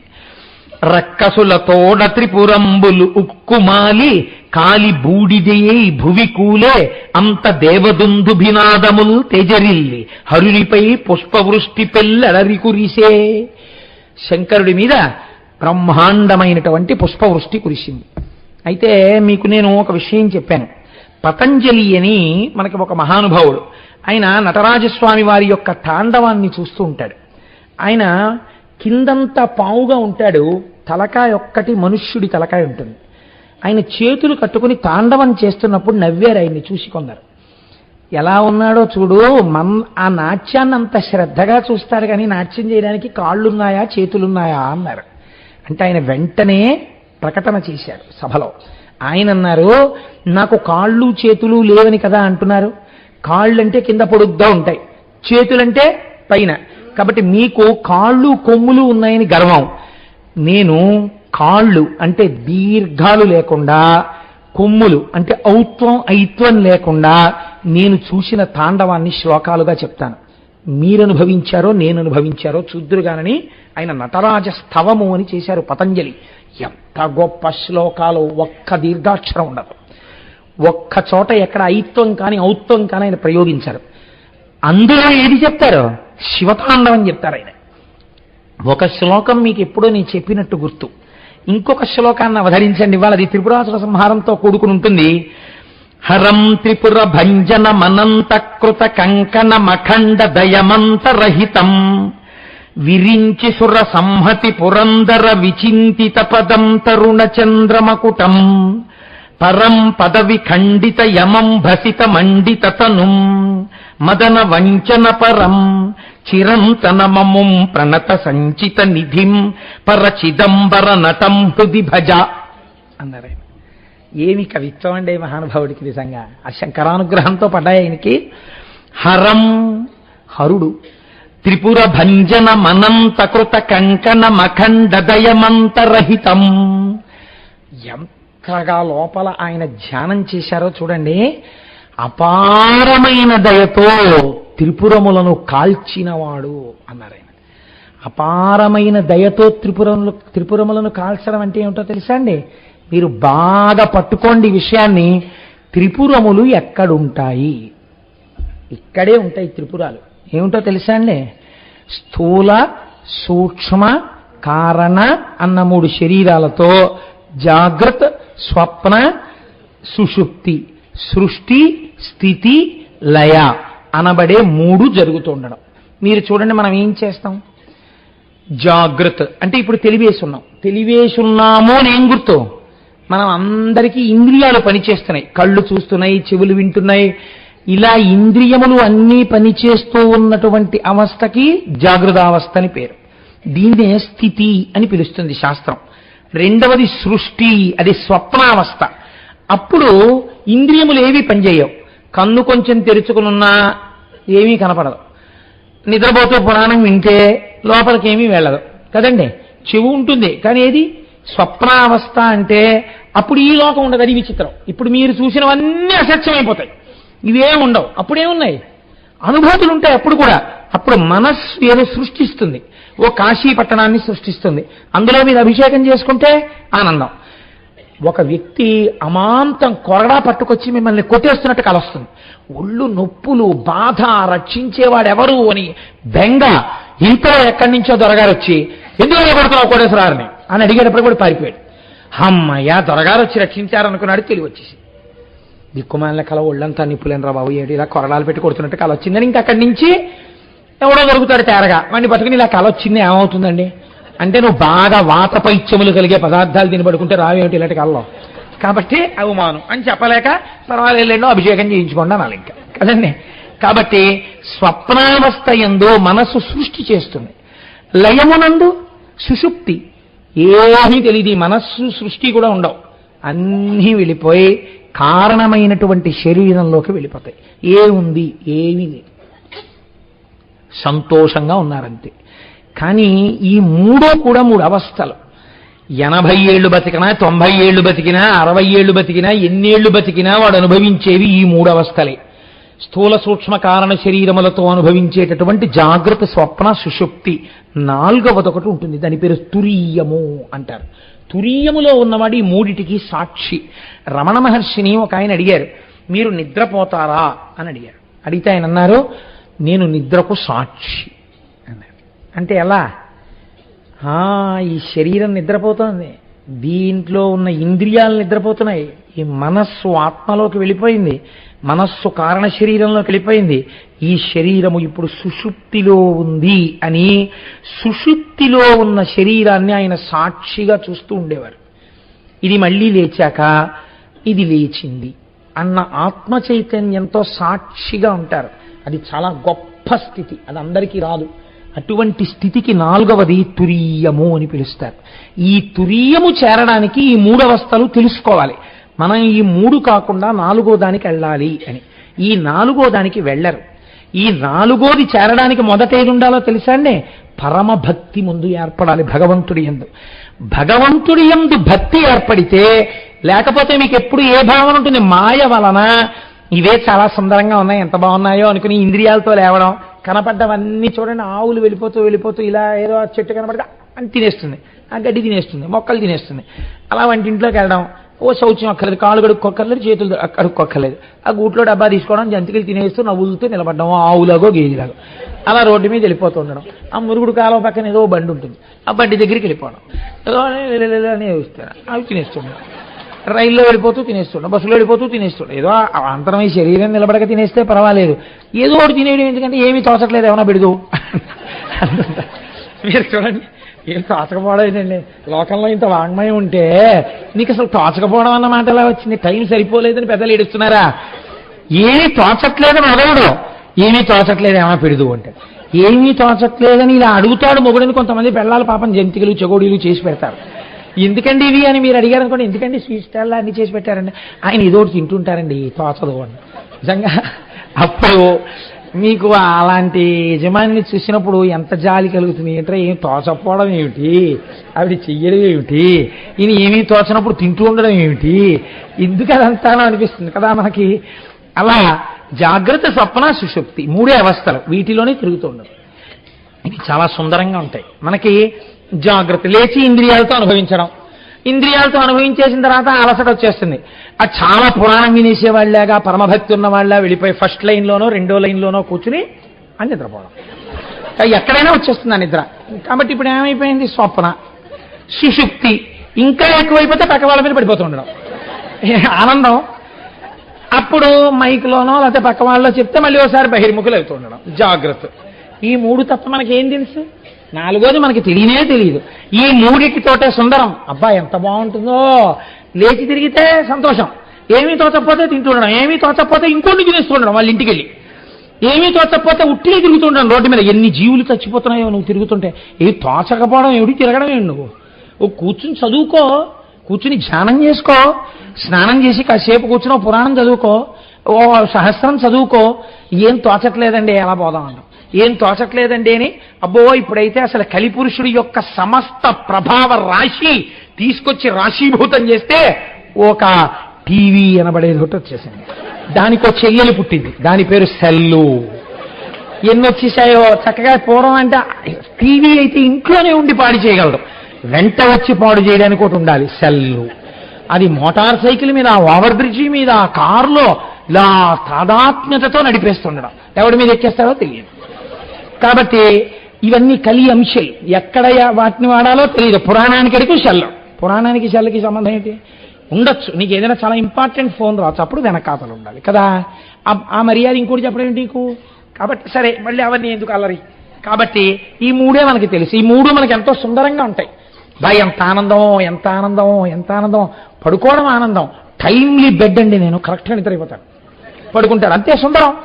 నేను బెడ్ కాఫీ తాగేయాలండి లేవగానే, సుందరం. ఎంత ఆనందమో, సంధ్యానందనం అక్కర్లేదు. కాబట్టి అది సౌందర్యం. గుర్రు పెట్టి నిద్రైపోవడం. నేను కానీ పడుకున్నానా, ఏనుగులు తొక్కినా నాకు తెలియదండి, పక్క వాళ్ళకి నిద్ర పట్టదంతే. రెండు పెద్ద పుల్లు పోరాడుకున్నట్టు ఉంటుంది. ఇంకా వీళ్ళెందుకు నిద్రపోతారు పాపం. ఆవిడ ఏదో అలవాటు చేసుకుని 10 ఏళ్ల తర్వాత 12 ఏళ్ల తర్వాత ఆవిడకి అలవాటు వస్తుంది, ఆవిడకి ఆ చప్పులు లేకపోతే నిద్ర పట్టడం స్థితి వస్తుంది. కాబట్టి ఇప్పుడు జాగ్రత్త, స్వప్న, సుషుప్తి ఈ మూడు అవస్థల్లో సుందరంగా ఉన్నాయని జరగడమే త్రిపుర సుందరి. అదే స్థూల సూక్ష్మ కారణ శరీరం. ఇప్పుడు ఈ మూడు కాదురా విర్రాడా, పరమకారణ శరీరం ఒకటి ఉంది భగవంతుడు, దాన్ని చెందాలి నువ్వు, దాన్ని తెలుసుకోవాలి. దాన్ని తెలుసుకోవడానికి ముందు భక్తితో పట్టుకోవాలి ఈశ్వరుడి పాదాలు. పట్టుకుంటే ఆయన బాణం వేస్తాడు, ఆ బాణం తగిలితే త్రిపురములు కూలిపోతాయి. అప్పుడు స్థూల సూక్ష్మ కారణముల మీద మమకారం లేకుండా తురీయమునందు తాను సాక్షిగా ఈ మూడింటిని చూస్తాడు. ఈ స్థితికి ఈశ్వరుడు పైకెత్తడానికి దయ ఉండాలి ఆయనకి. ఆ దయ భక్తి వలన కలుగుతుంది. కాబట్టి ఇప్పుడు త్రిపురములను ఆగ్రహంతో చంపాలా, దయతో చంపాలా? దయతో చంపాలి. కాబట్టి త్రిపురాసుర సంహారము దేని వలన జరిగినది అంటే కేవలము శంకరుని యొక్క అపారమైనటువంటి దయ వలన త్రిపురాసుర సంహారము జరిగినది. మీరు ఇది వినేటప్పుడు మీకు నేను ఒక్క విషయాన్ని విజ్ఞాపన చేస్తాను, మీరు కొంచెం జాగ్రత్తగా వినండి. మనకి శంకర భగవత్పాదులు మహానుభావుడు జగదాచార్యులు, వారు స్పృశించినటువంటి విషయం లేదు, వారు చెప్పనటువంటి విషయం లేదు. భక్తి అన్న మాటకు అసలు అర్థం ఏమిటో, భక్తికి మీకు మీరుగా న్యాయమూర్తిగా కూర్చుని మీరు భక్తిగా ఉన్నారో లేరో మీరు ఎలా చూసేసుకోవచ్చో శంకరాచార్యుల వారు ప్రబోధ సుధాకరము అని అద్భుతమైనటువంటి గ్రంథం శంకరాచార్య కృతం. అందులో ఒక శ్లోకం చెప్పారు శంకరాచార్యుల వారు, మీరు చూడండి ఎంత అందంగా ఉంటుందో. చేతశ్చంచలతాం విహాయ పురతః సంధాయ కోటిద్వయం తత్రైకత్య నితేహి సర్వ విషయా సన్యత్ర చ శ్రీపతిం విశ్రాంతిర్హితమస్యః త్వనుతయోర్మధ్యే తదాలోచ్యతాం యుక్త్యావానుభవేన యత్ర పరమానందశ్చ తత్సేవ్యతాం అన్నారు. మీరు ఒక త్రాసుని తీసుకొచ్చి అలా పెట్టారనుకోండి, ఇటు తక్కెట్లోనూ ఏం లేదు, ఇటు తక్కెట్లోనూ ఏం లేదు. త్రాసు ముళ్ళు స్థిరముగా ఉంటుందా? ఉండదు. ఎందుకు ఉండదో తెలుసా అండి? కాస్త గాలి వేసింది అనుకోండి, ఈ తక్కెడి ఇలా ఉంటుంది. ఈ తక్కెడి ఇలా కిందకి వెళ్ళగానే అన్నీ స్థిరంగా ఉంటాయి, పైన ఉన్నటువంటి ముళ్ళు మాత్రం ఇలా వంగుతుంది. కాసేపటికి ఎవరో వచ్చి ఇటు పక్కన ఏదో పడేస్తారు, అందులో ఓ రుమాలో ఏదో అక్కడ పెడతాడు, లేకపోతే తెచ్చుకున్న వస్తువులు ఏదో సర్దుకుంటూ గబుక్కున అలా వాచియో ఏదో తీసి అక్కడ పెట్టాడు. ఇప్పుడు ఏమవుతుంది? ఇలా ఒరుగుతుంది. త్రాసు అని దేనికి పేరు? ఎప్పుడు ముళ్ళు ఇలా ఇలా, మీరు తూకం కదండి వెయ్యాలి, మరి తూకం వెయ్యాలి కాబట్టి ఎప్పుడు ఇలా తిరుగుతూనే ఉంటుంది. ఈ త్రాసు యొక్క ముళ్ళు తిరగకుండా ఒక పక్కకి వంగిపోయి ఉండిపోవాలంటే ముళ్ళుని ఉంచేస్తే త్రాసు యొక్క శక్తి ఉన్నట్ట ఊడిపోయినట్ట? ముళ్ళు విరిగిపోయి ఒక పక్కకు వంగిపోయింది అనుకోండి, ఇప్పుడు మీరు దాన్ని త్రాసు అని పిలుస్తారా? అందులో చూస్తే ఒప్పుకుంటారా? ఒప్పుకోరు. ఇందులో పదార్థం పడినప్పుడు ఇటువైపు బరువు ఎక్కువగా ఉన్నది అని ఇటు పక్కకి వంగిపోయి ఉండిపోయింది అనుకోండి, అప్పుడు అది త్రాసు కదండి. అప్పుడు ఇది ఎంత బరువు అంటే, ఇటు పక్కన మీరు ఏవి తీసుకొచ్చి ఎన్ని తీసుకొచ్చి పెట్టండి, ఇంకా ఈ ముళ్ళు కదలదు. ఎందుకు కదలదు ఈ ముళ్ళు? ఇటు బరువు చాలా ఎక్కువ, దీంతో సమానమైంది అటు లేదు. ఎన్ని తెచ్చి మీరు పెట్టండి, దీని బరువుకు అటు సరిపోవట్లేదు. సరిపోకపోతే ఏమవుతుంది? ఒక ఉదాహరణకి మీరు తేలిగ్గా అర్థం అవడానికి చెప్తాను. ఒక కేజీ రాయి ఉంది మీ దగ్గర, ఒక 500 గ్రాముల రాళ్ళు ఉన్నాయి. మీరు కేజీ రాయిని తీసుకొచ్చి ఇటు పక్కన పెట్టారు, 100 గ్రాముల రాయిని తీసి యువతల పక్కన పెట్టారు, లేవలేదు. 200 గ్రాములు పెట్టారు, లేవలేదు. 300 గ్రాములు పెట్టారు, లేవలేదు. 400 గ్రాములు పెట్టారు, లేవదు. 500 గ్రాములు పెట్టారు, లేవదు. పెట్టడానికి మీ దగ్గర ఇంకేమైనా ఉందా? లేదు. ముళ్ళు ఏమైపోయింది? అటువైపే చూపిస్తూ ఉండిపోయింది. నీ భక్తి అనబడేటటువంటిది ఇలా సూచిగా వంగిపోవాలంటే ఒకటి నేర్చుకో. యువతల వైపు తక్కెట్లో పరమేశ్వరుణ్ణి కూర్చోపెట్టు, భగవంతుణ్ణి కూర్చోపెట్టు. నీ మనస్సులో బరువు ఎటువైపుకి వంగి ఉంటుంది, అటే. ఇటువైపుకి ఏం పడుతున్నాయి? దానితో తుల్యమైనవి ఇంకా ప్రపంచంలో లేవు. ఒకనాడు కష్టం పడింది, ఇది లేవదు, పైన కదలదు. ఎందుకని? ఇది ఈ బరువు ఎక్కువ, ఈశ్వరుణ్ణి పట్టుకుని ఉన్నావు, ఈ కష్టానికి లేవదు. సుఖం వచ్చింది, లేవదు. కష్టం వచ్చింది, ఏ జన్మలో ఏ పాపం చేశానోనండి ఈశ్వరుడు ఇలా తీసేశాడు. లేచి కదిలిందా? కదలలేదు, అలాగే ఉన్నావు. ఎందుకని? దీన్ని పట్టుకుని ఉన్నావు, ఇది దీని బరువు ఎక్కువ. ఒకనాడు సుఖం వచ్చింది, ఈశ్వరానుగ్రహం అండి, ఆ స్వామి నన్ను రక్షించడానికి నాకు ఈ సుఖం ఇచ్చాడు. ఇప్పుడు కదిలిందా? ఇప్పుడు కదలలేదు. కష్టమునందు సుఖమునందు కదలకుండా తక్కెడ ఒక పక్కకి వంగిపోయిందని పైన ఉన్న సూచి ఇటు తిరిగిపోయినట్టు యువతల తక్కెట్లోకి ఏవి పడుతున్నా కదలని తక్కెడగా అవతల వైపుకి బరువు పెట్టగలిగితే, నీవు ఈశ్వరుణ్ణి కూర్చోపెట్టగలిగితే, అన్నీ ఎన్ని వచ్చినా దీని వలన దాని ఎందుకు కదలిక లేకపోతే, నువ్వు అలా ఉండిపోతే, అప్పుడు నీ మీద త్రిపురాసుర సంహారం జరగడానికి ఆవశ్యకమైన బాణం వేయడానికి ఈశ్వరుడు సిద్ధంగా ఉన్నాడు. ఈ భక్తి వలన జ్ఞానం వస్తోంది. నీవు భక్తిగా ఉన్నావో లేదో నీ మనస్సుని చూస్తూ ఉండు. కష్టం వచ్చింది, కదిలిపోయింది అనుకోండి, అంటే నా భక్తిని కొంచెం పెంచాలి. స్వామి అనుగ్రహంగా నేను దీన్ని తీసుకోలేకపోతున్నాను, ఈశ్వర అనుగ్రహం, ఈశ్వర నా మనస్సుని ఇంకా పొందిక చెయ్యి, ఈ పాటి కదలిక లేకుండా చూడు. మళ్ళీ ఎవరికి చెప్పాలి? వీధిలోకి వచ్చి ఎవరికో చెప్పక్కర్లేదు, ఈశ్వరుడికి చెప్పాలి. ఈ కష్టానికి కదులుతోంది నా మనస్సు, కాబట్టి ఈశ్వర భక్తి కుదిరి లేదు. సుఖం వచ్చింది, ఇలా ఇలా ఇలా ఇలా ఇలా అన్నావు, ఊరంతా ఇది నాది నాది అంటున్నావు, అనకు. ఈశ్వరానుగ్రహం అంటే ఒక చిరునవ్వునవ్వు.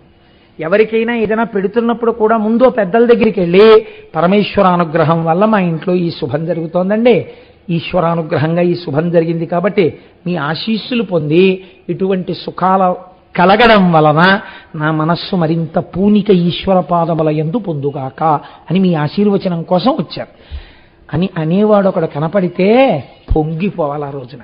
అంటే ఆయన కదలలేదు.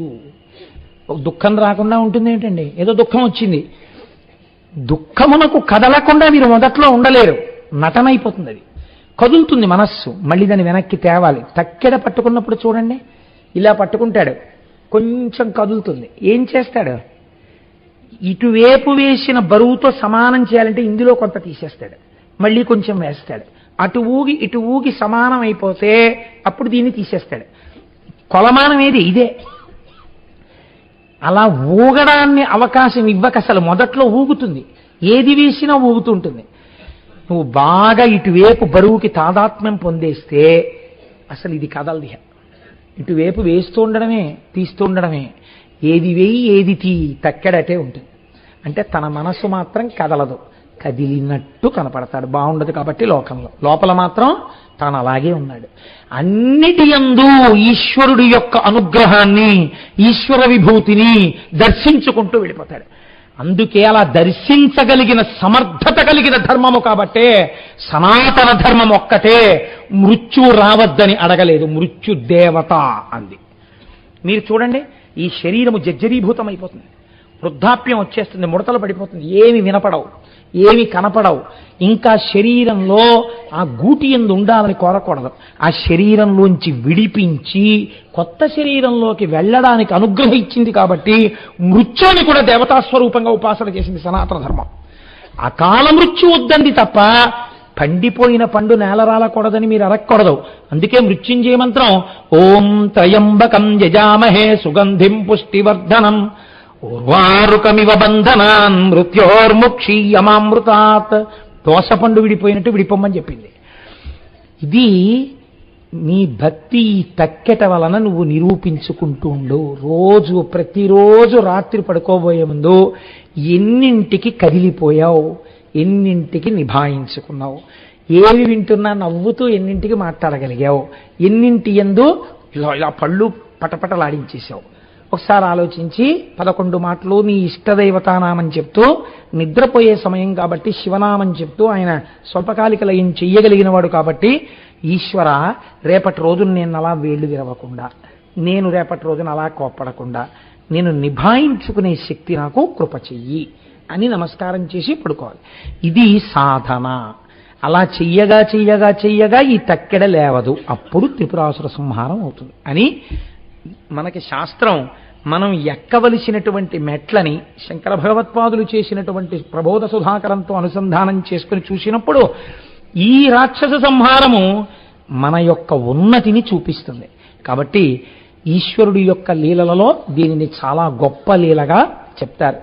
రేపటి రోజు నుంచి మొత్తం శివమహాపురాణమునకంతటికీ కూడా ఆయుపట్టు లాంటివి ప్రారంభమవుతాయి. రేపటి నుంచి సోమవారం ప్రదోష వేళ కనుక పార్వతీ కళ్యాణ ఘట్టానికి బీజాలు పడడం మొదలవుతుంది. రేపటి నుంచి అటువైపు ఘట్టాలని మనం ప్రారంభం చేస్తాం.